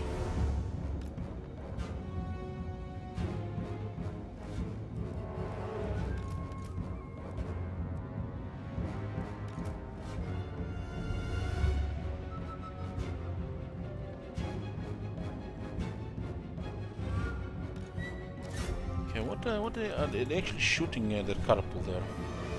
Catapult is super ineffective against this.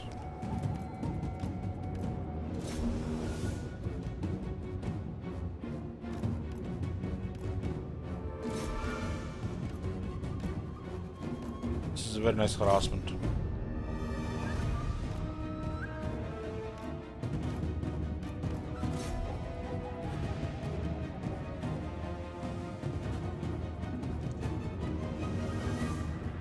dead. They can't do anything anymore. Some of the settlements glitched tower walls. This deployment is not possible otherwise. Someone does. Oh, look at this. It is. Look at that. It's glitched. See that? This happens with two King's Elements. I guess it happens with this one as well.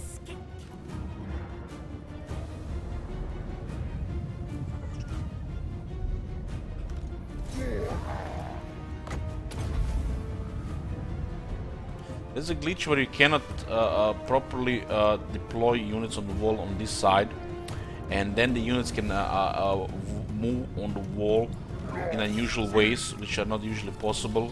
And even those archers can shoot like they're actually deployed on the ground, and they usually can't do that from the wall. It's like they're on the wall like they're on the ground, so they can turn 360 to shoot. All this is not possible on the walls.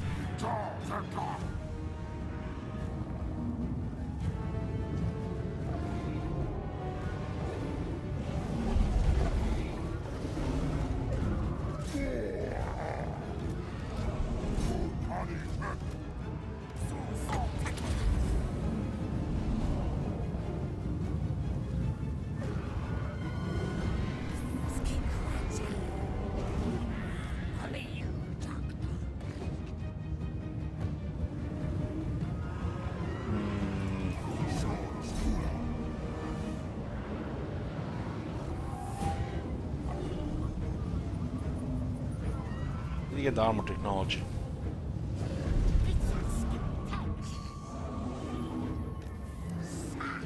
So you throw rocks on the wall.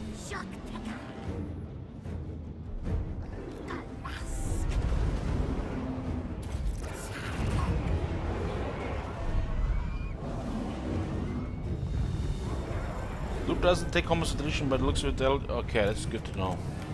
At least they done something right.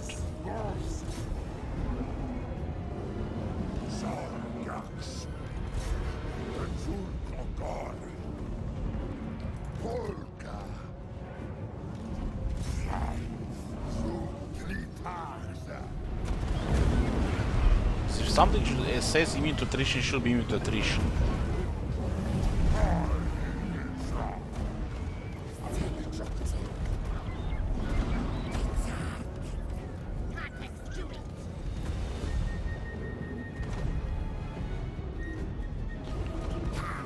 These guys were shooting.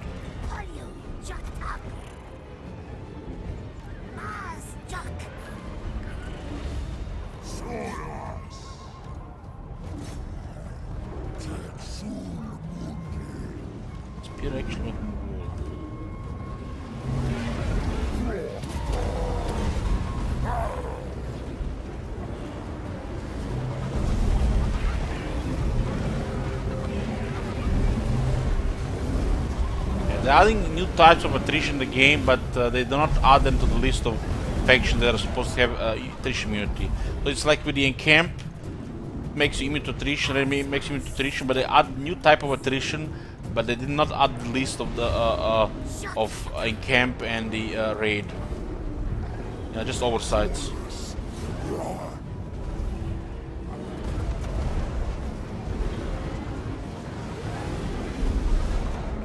I can't take. I mean, if you have 0 gold and getting heavily raided, I guess it's possible.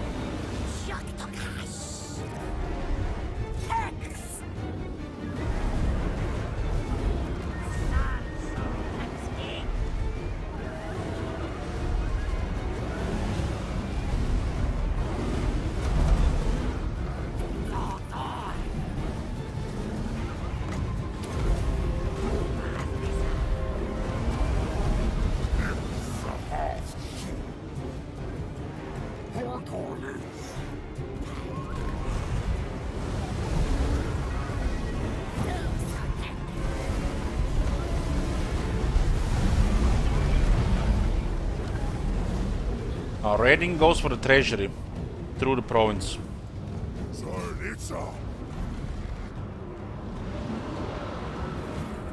That's a common misconception.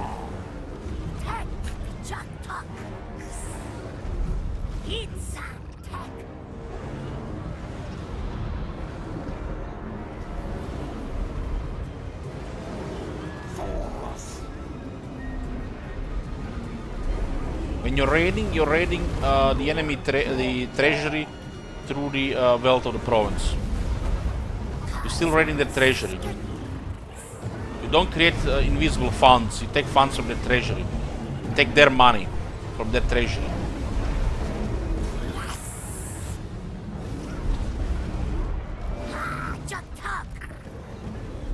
So you don't create any income, you steal it. You know?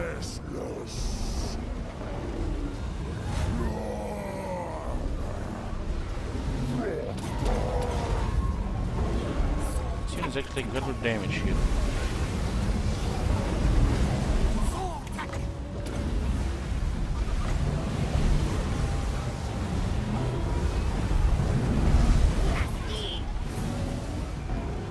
Yeah, we get dinosaur, they still hear all us kings.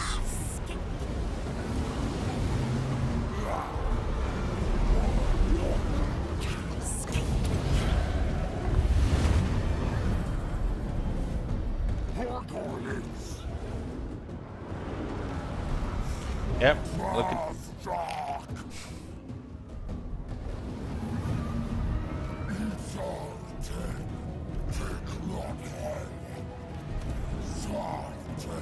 God damn it.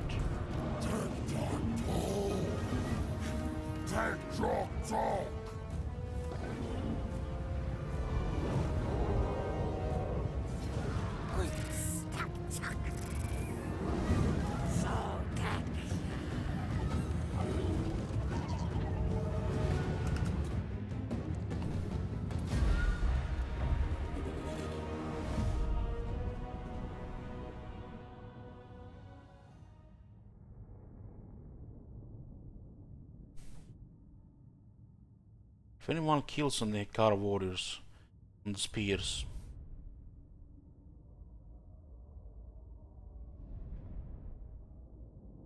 Those guys rank 9 with all the possible boss pretty much.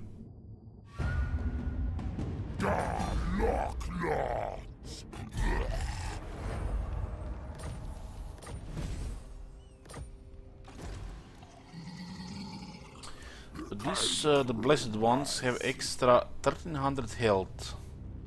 They also have more armor.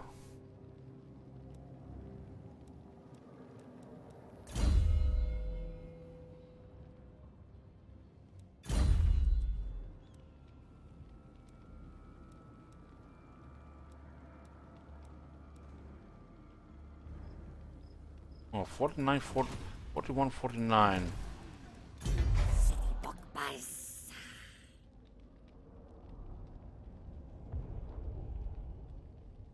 2438.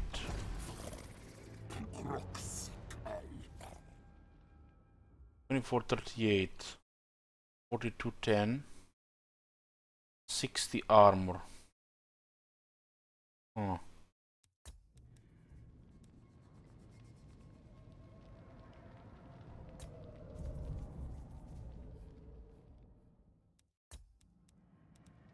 Don't seem to have more armor there. Guess I have 85. But they get 6 more armor.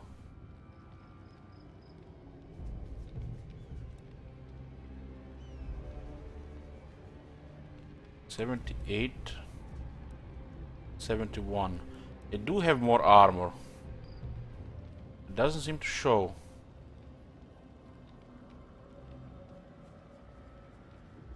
$8, $10. 5 and 6, 11.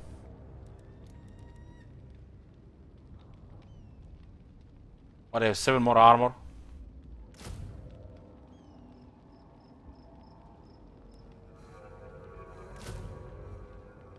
$78. 41, 49. The Sim levels have a much higher defense. 15, 33, 13.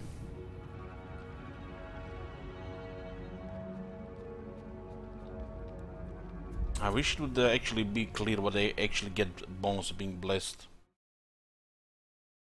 So 2438.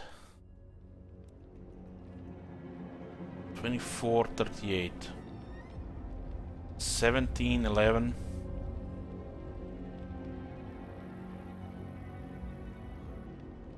And we have extra 8 attack.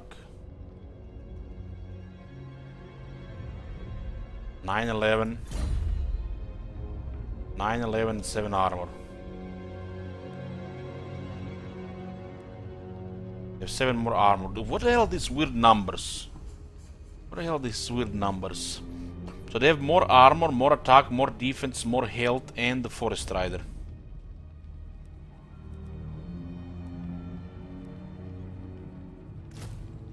I mean, the stats are definitely significant. The health alone makes them better. The health alone, and they have more armor, melee attack, melee defense, and a Forest Rider.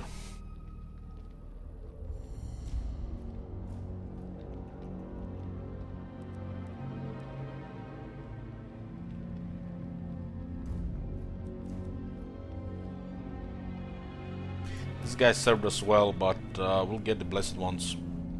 Blessed Ones are just much better.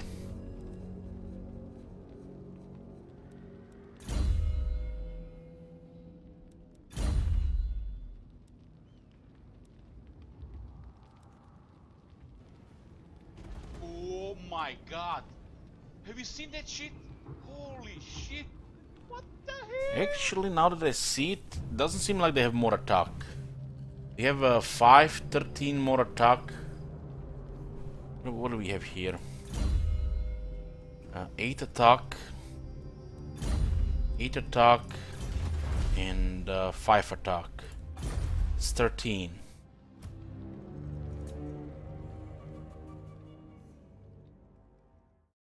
Put them to 37.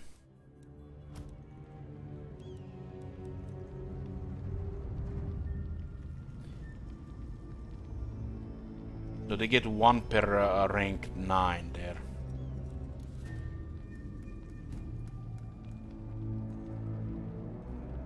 Well, we'll see when these guys get rank 9, so we can actually compare. This is a little bit weird because you don't know the exact number they get from attack and defense, because it's not the same for every unit. ABS, thank you for 12 months. Happy anniversary.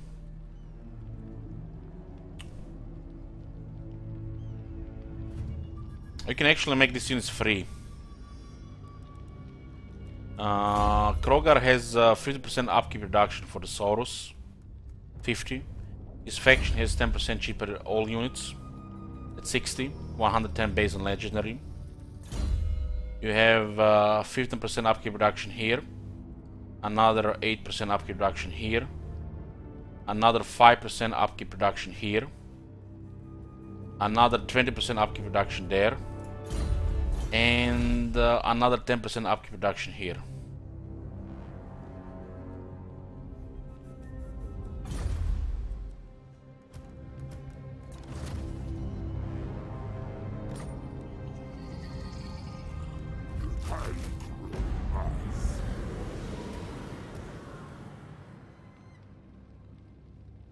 It's there are actually veteran stats which don't affect this unit.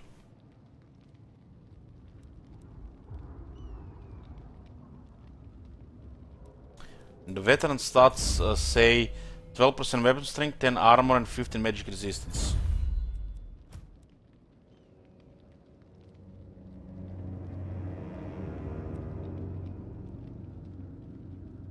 So they have 12 more armor.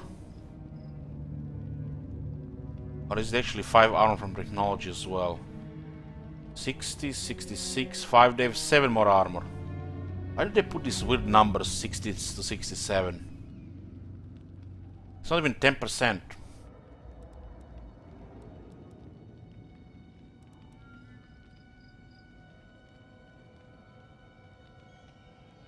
Ten leadership, 5 attack, and 7 defense. That's the difference between the ranks. So this pretty much tells me this unit has a much higher starting melee defense. Because you get way more than 7 defense for 9 ranks. You probably much get over 12 minimal on this unit. So they have higher starting melee defense. 44, 38. So where did the last two come? It's kind of weird because why they mess with shit like this? 47, 30. Because you know, they did not update the wiki thingy. 47, 30. These stats are not correct. So you open a blessed screen and it gives you the stats of a basic unit. So this is totally misleading. This is not the blessed version. That's what's confusing me. Because this is not a blessed version. And it says blessed Saurus Spears, this is not the correct stats.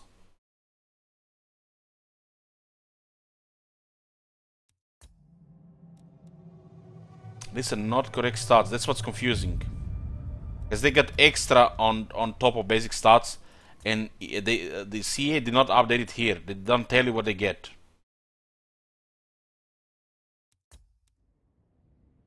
You just see basically regular stats there. So you get about 7 armor. And how much defense? They have the basic one has 38, and we have +5 buff. So they get 6 extra melee defense. They get extra 7 armor, 6 extra melee defense, and they get extra 1300 health with a Forest Rider. So more armor, more health, more defense, and a Forest Rider.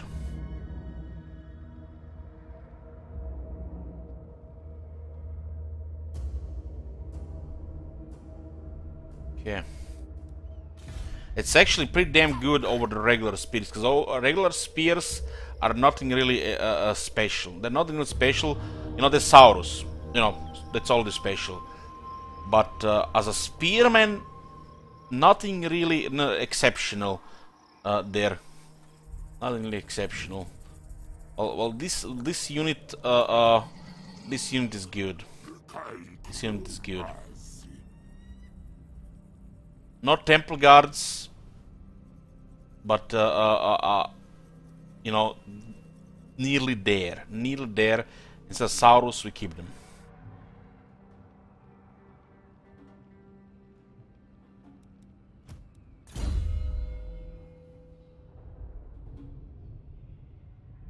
We have 35 and then 6, 7, 8, 9, and 40. 6 skill points left.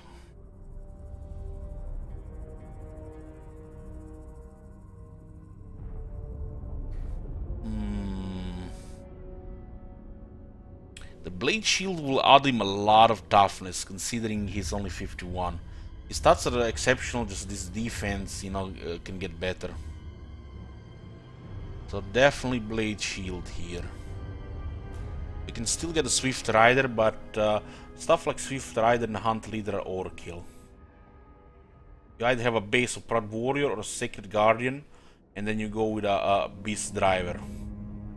You know, if you go like Swift Rider and Hunt Leader, it's more flavor. Like this is the base for the Saurus, this is the base for Temple Guards, and then you go Beast Driver because, you know, Stegadons and Bastillions are great. This is like, these two are flavor. The Blessed Carnosaur and the Blessed Horn ones, you know, can get buffed by this. But do they really need it? Not really. The Blessed Horn ones have like extra 18 attack, which is insane.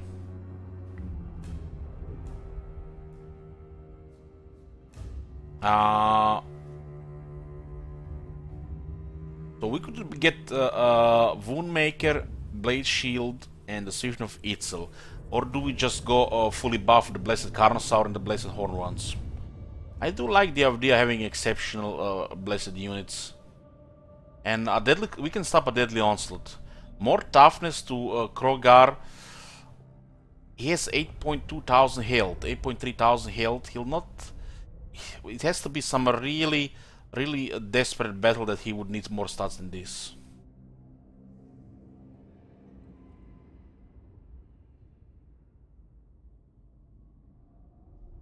So we get 35, 36, 37, 38, 39, 40. Extra battle skills and make all the blessed ones units exceptional. I'm happy with these battle skills. You get extra armor, extra attack, you get the deadly onslaught. Getting more defense is nice. Getting more damage is those big chunks of health in one single hit. You don't need Mambo Jumbo. So we'll be getting extra battle skill to buff our flavor units, like the Blessed Horn ones and the Blessed Carnosaur. And that will make some people happy. I'm very happy when I buff these units to be exceptional. Krogar is already exceptional. He's already exceptional. Why not make his units exceptional as well? We'll get Swift Rider, which will give Pterodons and Cold Ones weapon strength, speed, and missile damage. So the Blessed Hormones will not be super deadly, but they'll also be super fast now, with even more damage.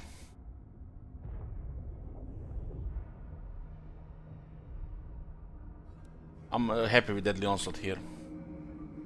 He does have 10 armor here, and he does get 15 Fizz resist and 5% ward save here. So this is pretty solid fighter skills.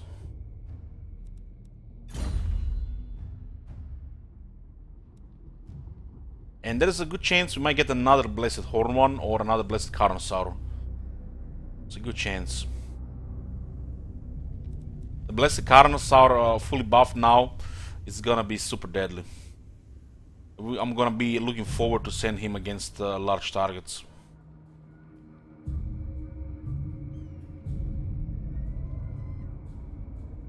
Okay.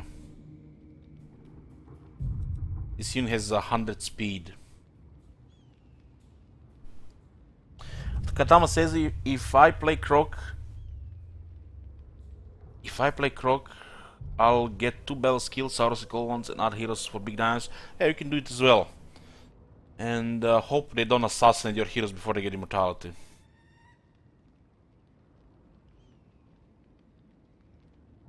Looking for the thing is large targets. Well, the Blessed Carnosaur has exceptional attack, and he'll get even more now, and has 35 bonuses with large. It's highly offensive at the cost of you know, toughness. It's 8.2k health, whereas Ancient Stegadon has nearly 10,000.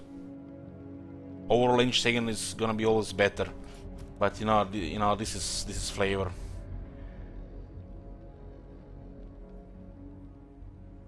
And it does chop some large target quite easy.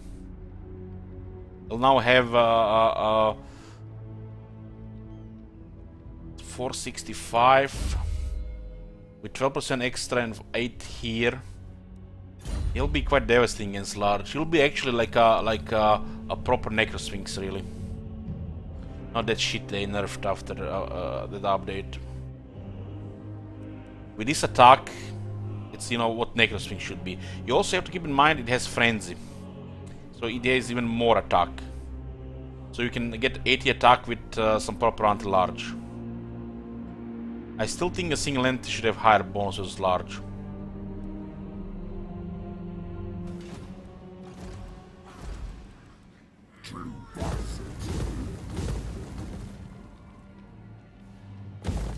The Charybdis actually has good anti-large. Since it got buffed, it's good. I just wish they make the same buff for the Help Pit Abomination. They buffed anti-large on the Charybdis, and it's good against large.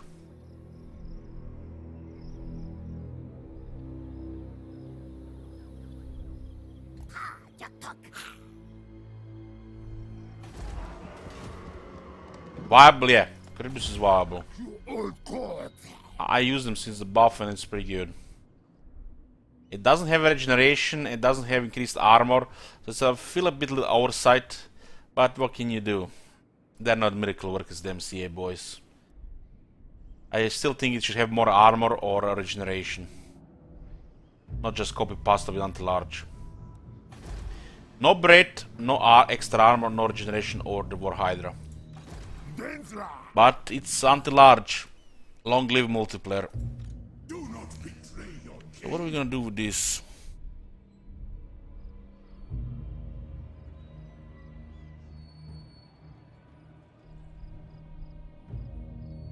I forbid this.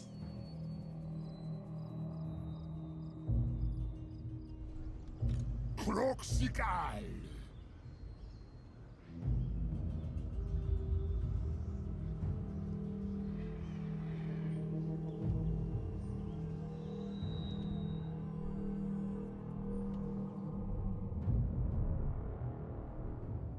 Do not betray your king. I don't think we can do well against a real army. These guys have no experience. Cheat Wizard is only rank 5. Rank 5. We need to farm rebels. Alguasuras.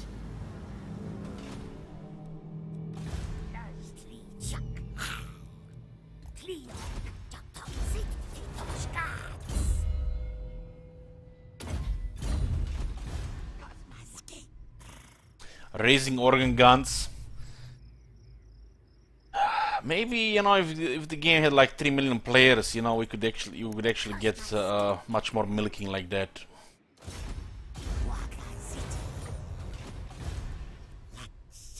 You know, maybe then they would even revive this this franchise, you know.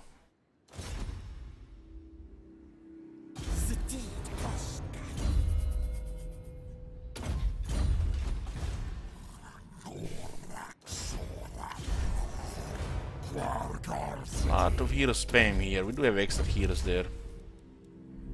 Did I actually select this one? One of them Tomb Princess assassinated the roll-up, so we had to get a new one. Pepe Hands. I mean, look at the bright side. At least he didn't die now to resolve. And he was assassinated. Good job, AI, you got me. This is forbidden.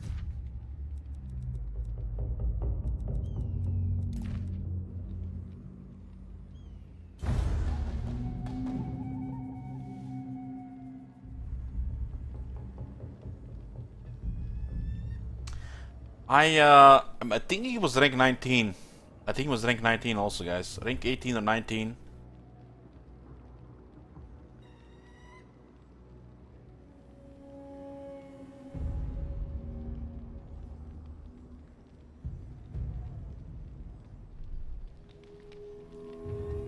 What? What the fuck is that? You guys seen that? Cetra, absolute madman.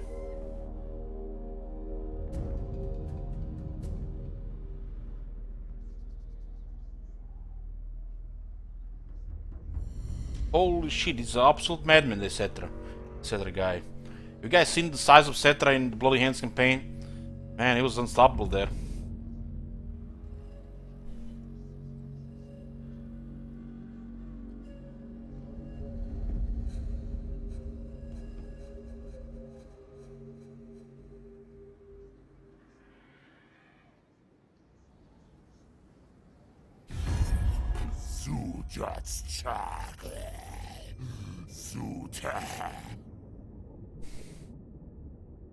Peace Street, yeah.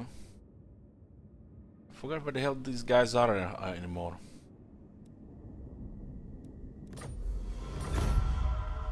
Clan Mors declared war on them over 10 turns ago. They spawned in 2 different parts of the world.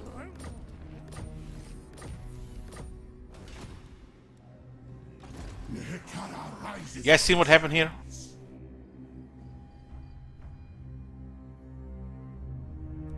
That was madness. Madness.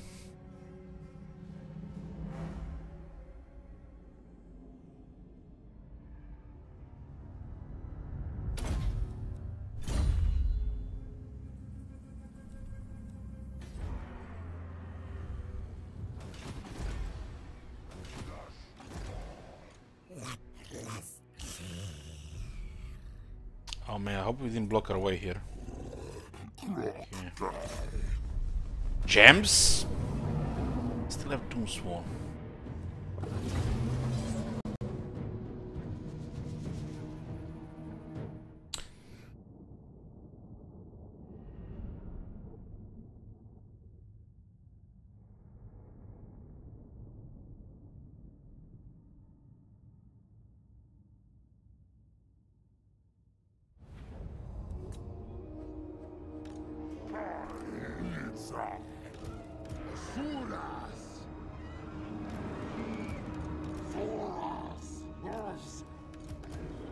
I have 3 pieces of artillery here.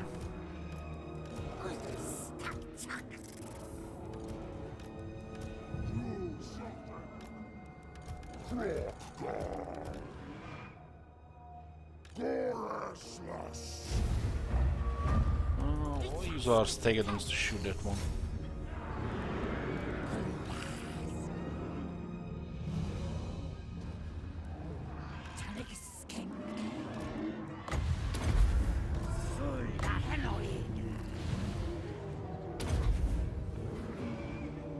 I mean, look at the 10 horses dead.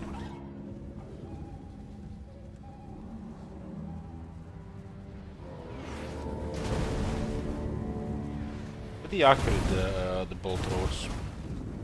Don't dwarves are such good bolt throwers. Shame the dwarves are such lousy craftsmen. Get a shitty bolt thrower.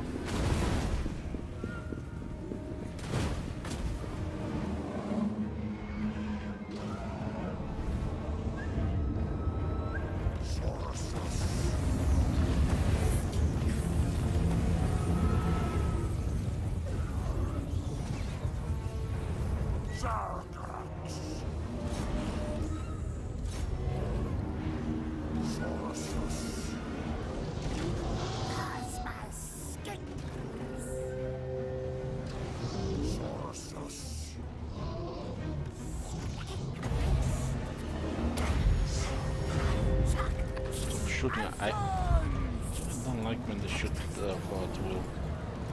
Just poison my own troops.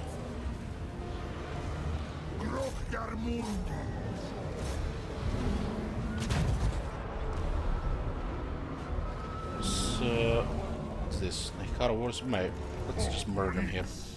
Get a nice buff on attack.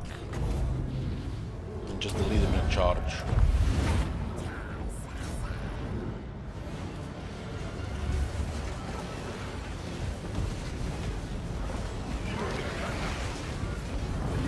Get 3 kills in the charge. Ah, they just registered now.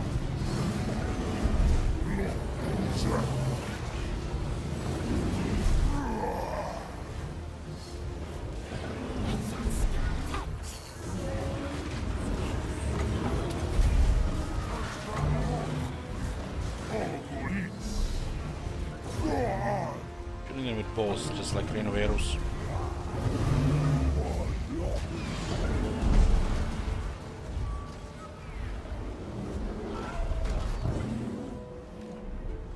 $40, $43, $41. How much were those extra stats, you know?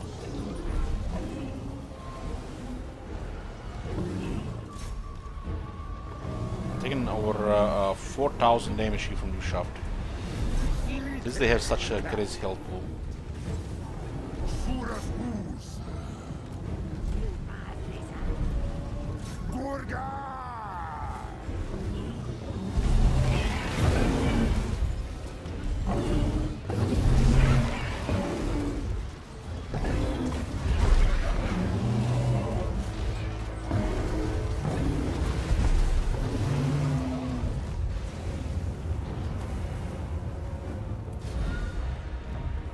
But do some powerful figure attend the generals like Krell?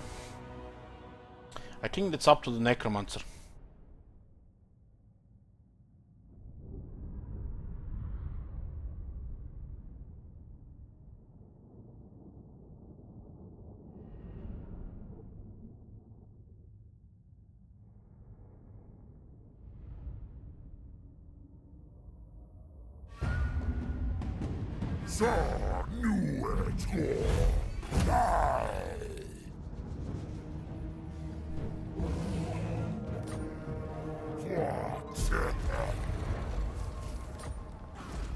There's gems and iron there.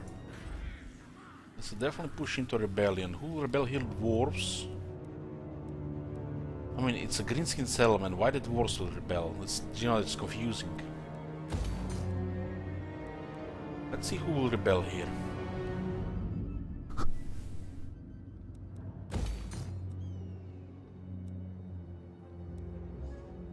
I will slow it down, I guess.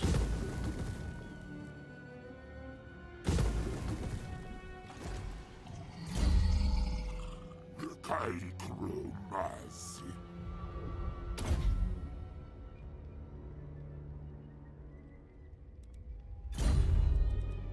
66 weapon strength.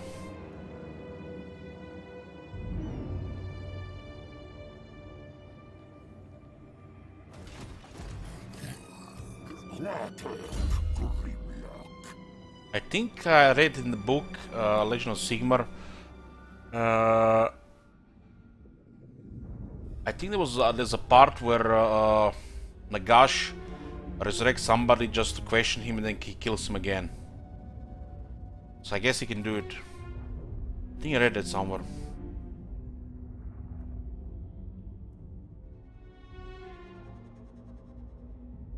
Or something like that.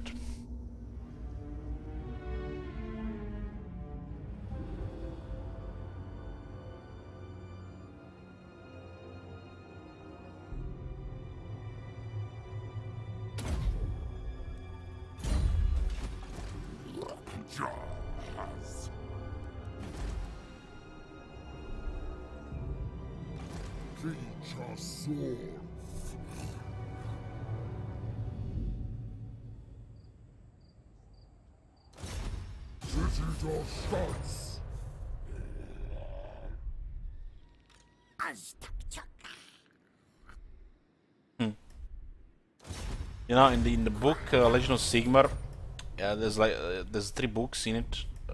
The omnibus has 3 books, and each book has like one powerful enemy.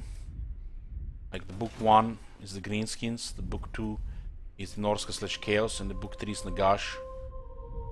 And out of all 3 foes, the Greenskins were the weakest. It's like feel like the most underwhelming. Well, Nagash was a powerful foe. The Norsca and Chaos seem even more powerful than the Nagash. This, I guess, it's intended. The Bloodthirster seemed way more powerful than Nagash.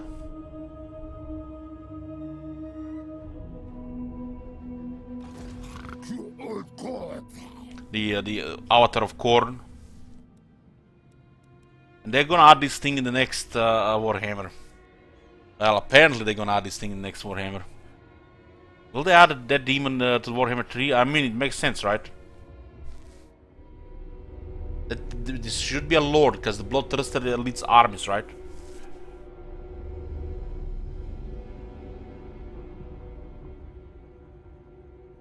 So it's a super powerful entity.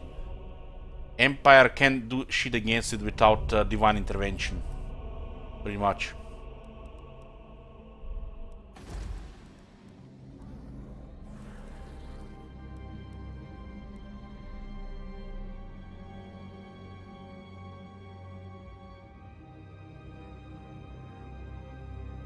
Yeah.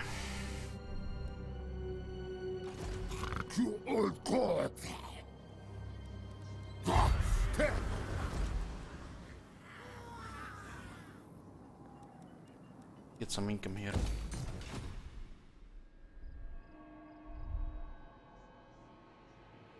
I don't think a Bloodthirster is gonna be a unit.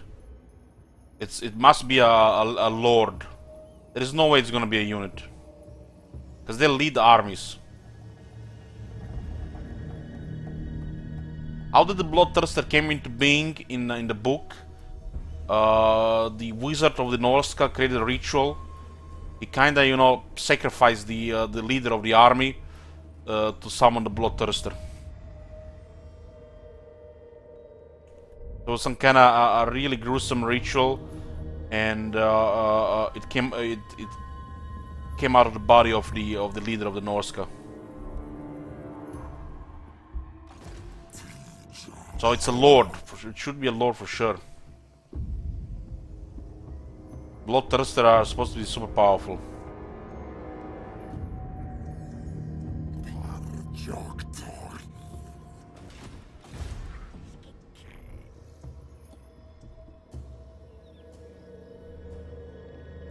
This thing looks like a huge monstrosity with wings, dog head. It uses a cleaver and a whip. It's like 3 times the size of a man. Maybe even more than 3 times. All like the same size as Nagash. Nagash is supposed to be like 15 feet tall. Nah, it's a large. It's much bigger than Nagash. Hey, Mojo.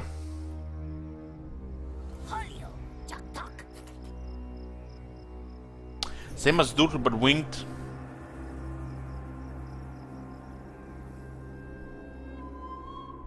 Yeah, the Bloodthirsters are pretty much the same. I think in both fantasy and in 40k. They even mentioned the Bloodthirster in this game we played recently, the Gladius.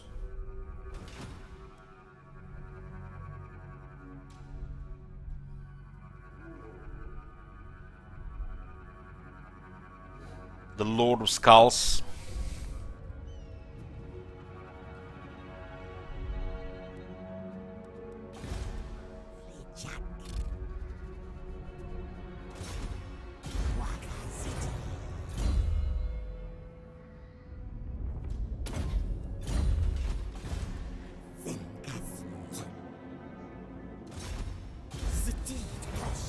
Just getting a rank 20 into some of these guys so we can use them without the risk of them getting killed.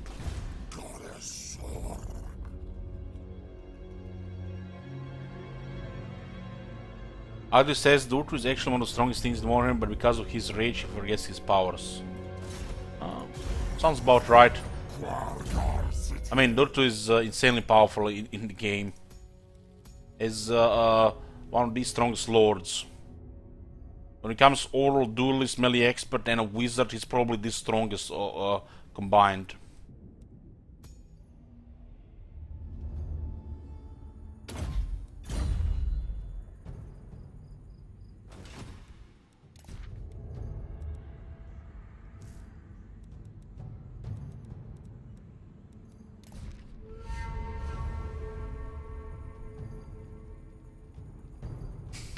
What are you talking about, Rat? My dynasty reigns supreme. What? Who? Kembla? Who's Kembla?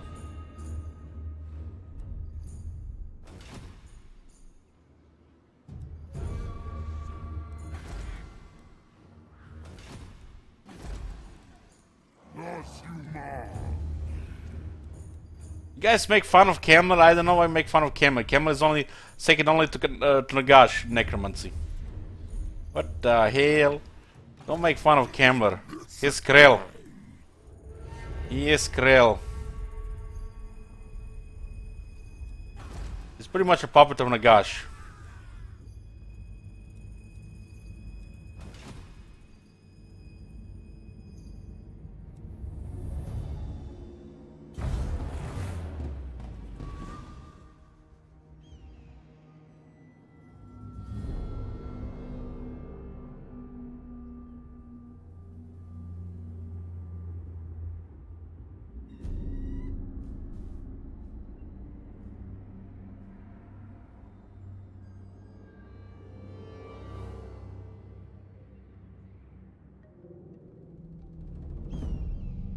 Him as a puppet of Chaos God Nagash. Where does it say that?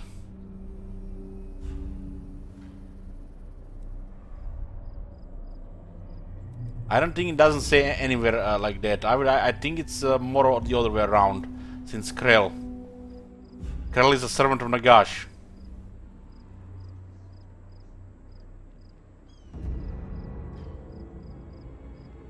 Doesn't really say clearly anywhere that he's the puppet of the Chaos Gods. He made pact with Chaos, yeah. But why is Krell with him?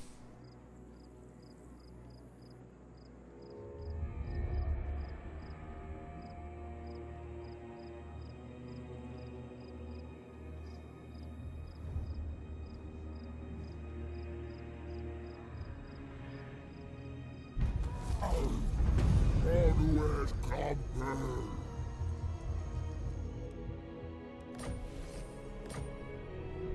Before Krell was trapped here by Sigmar, and that was after the battle with Nagash. Krell even survived the defeat of Nagash.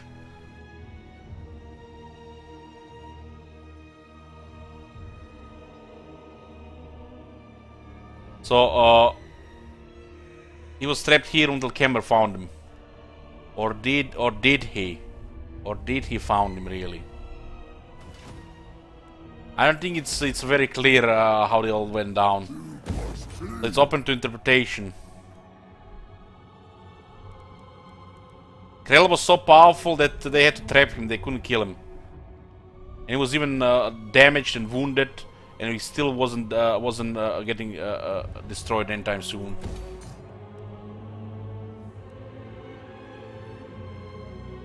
They couldn't defeat Krell, so they trapped him. The dwarf artillery in the book made a dent to Krell's armor, and some of the magic seeped out of him, but he was still fine. Even after Nagash was defeated, he did not diminish. He was still in his fighting form. This is like a Tomb King city, and they trapped him here.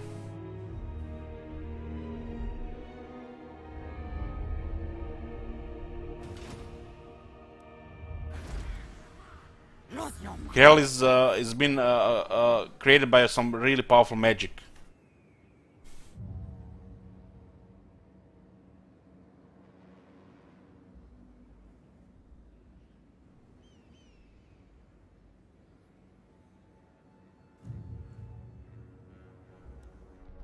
He was always under Nagash, even while he was with Kemmler. He was waiting for his master to return, like Arkan.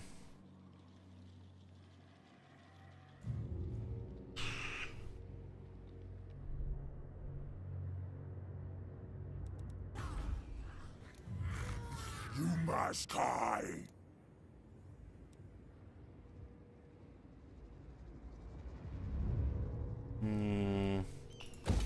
Let's get the growth here.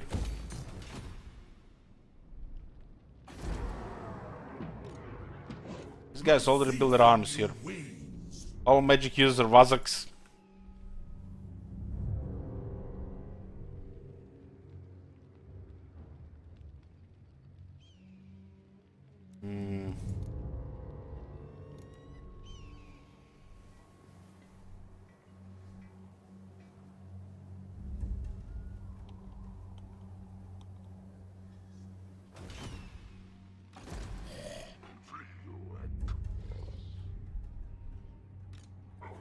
I forbid this.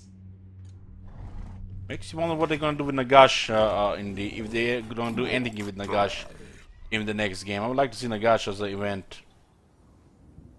But then again, there are stuff like Krell with Kemmler and Crown of Sorcery with Azak.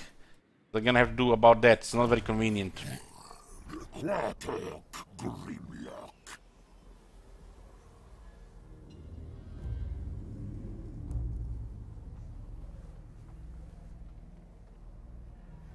Yeah.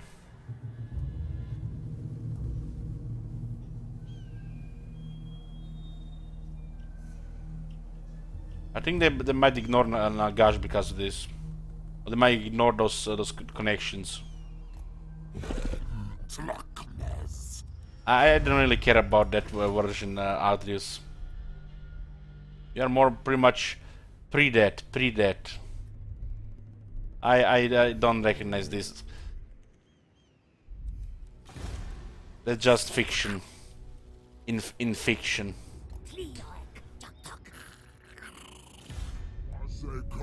This is a different timeline. We forget about that other one.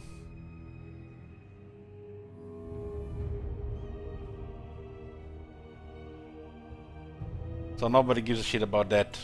At least not the true fans of this shit. I mean, you're creating your own lore here, so what does it matter there?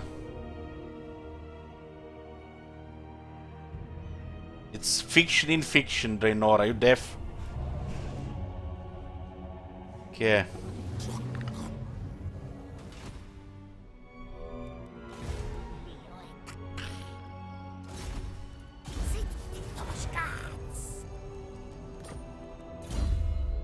This is what happens every time we discuss about this shit. People don't get it. This is the new timeline. Doesn't have to do anything with the other one.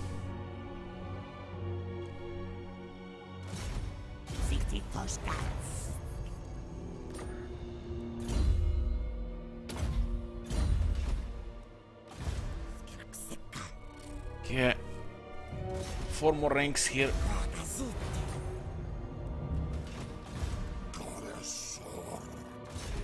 Why are we spending so much money on heroes so we can just been getting all that money back?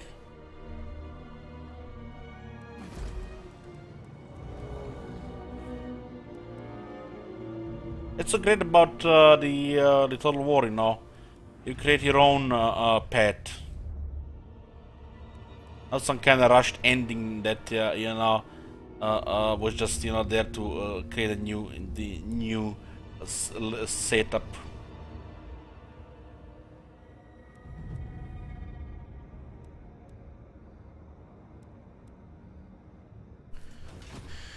$500k with 10k a turn. I mean, we're definitely making it.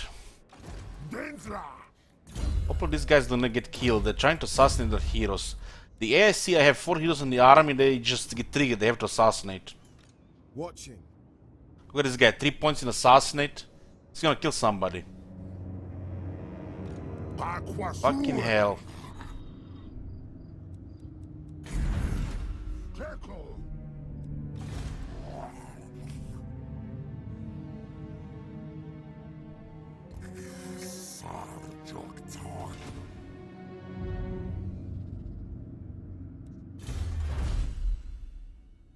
You heard that I started watching the Three Kingdoms drama series? It's pretty good TV show.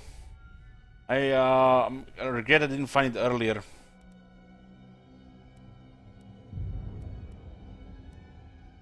Hero action successions plus 5%. We're gonna get rid of those bastard assassins.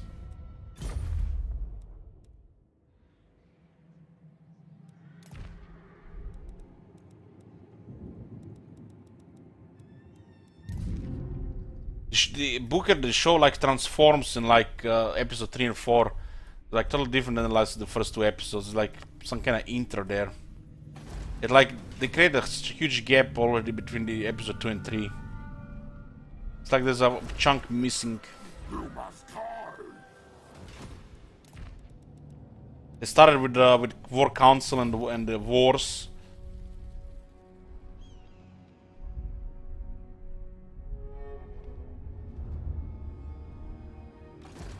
When the Liu Bei comes the first time, it's like very much the show begins. That's when the show begins. I love every time he's on screen they play different music just for him. They tell you he's important. Pay attention.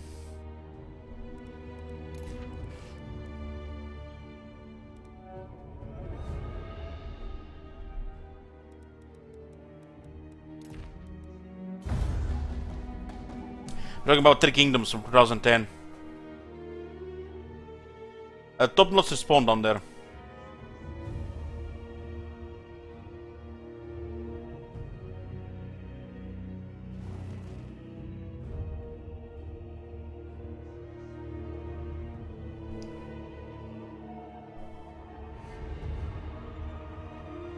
Okay, we pushed the stream time a few more hours again.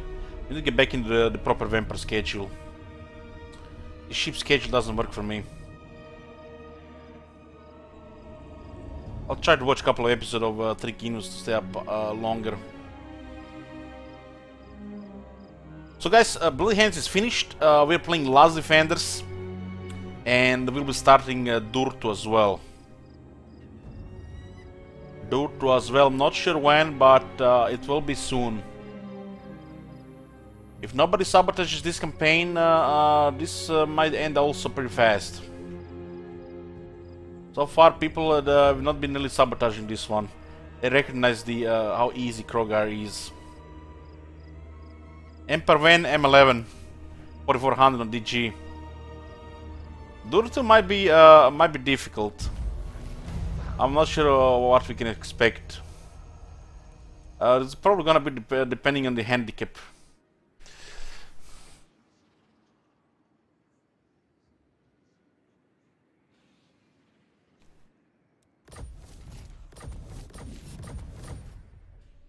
Okay, we're done for today. Thank you for watching, guys, and I'll see you tomorrow. I'll be up in probably 6 a.m. about 12 hours, and gonna be up longer than today. In a few days, it's probably back to a regular time. As in, this will be like the early hours of the stream. I'll see you guys tomorrow.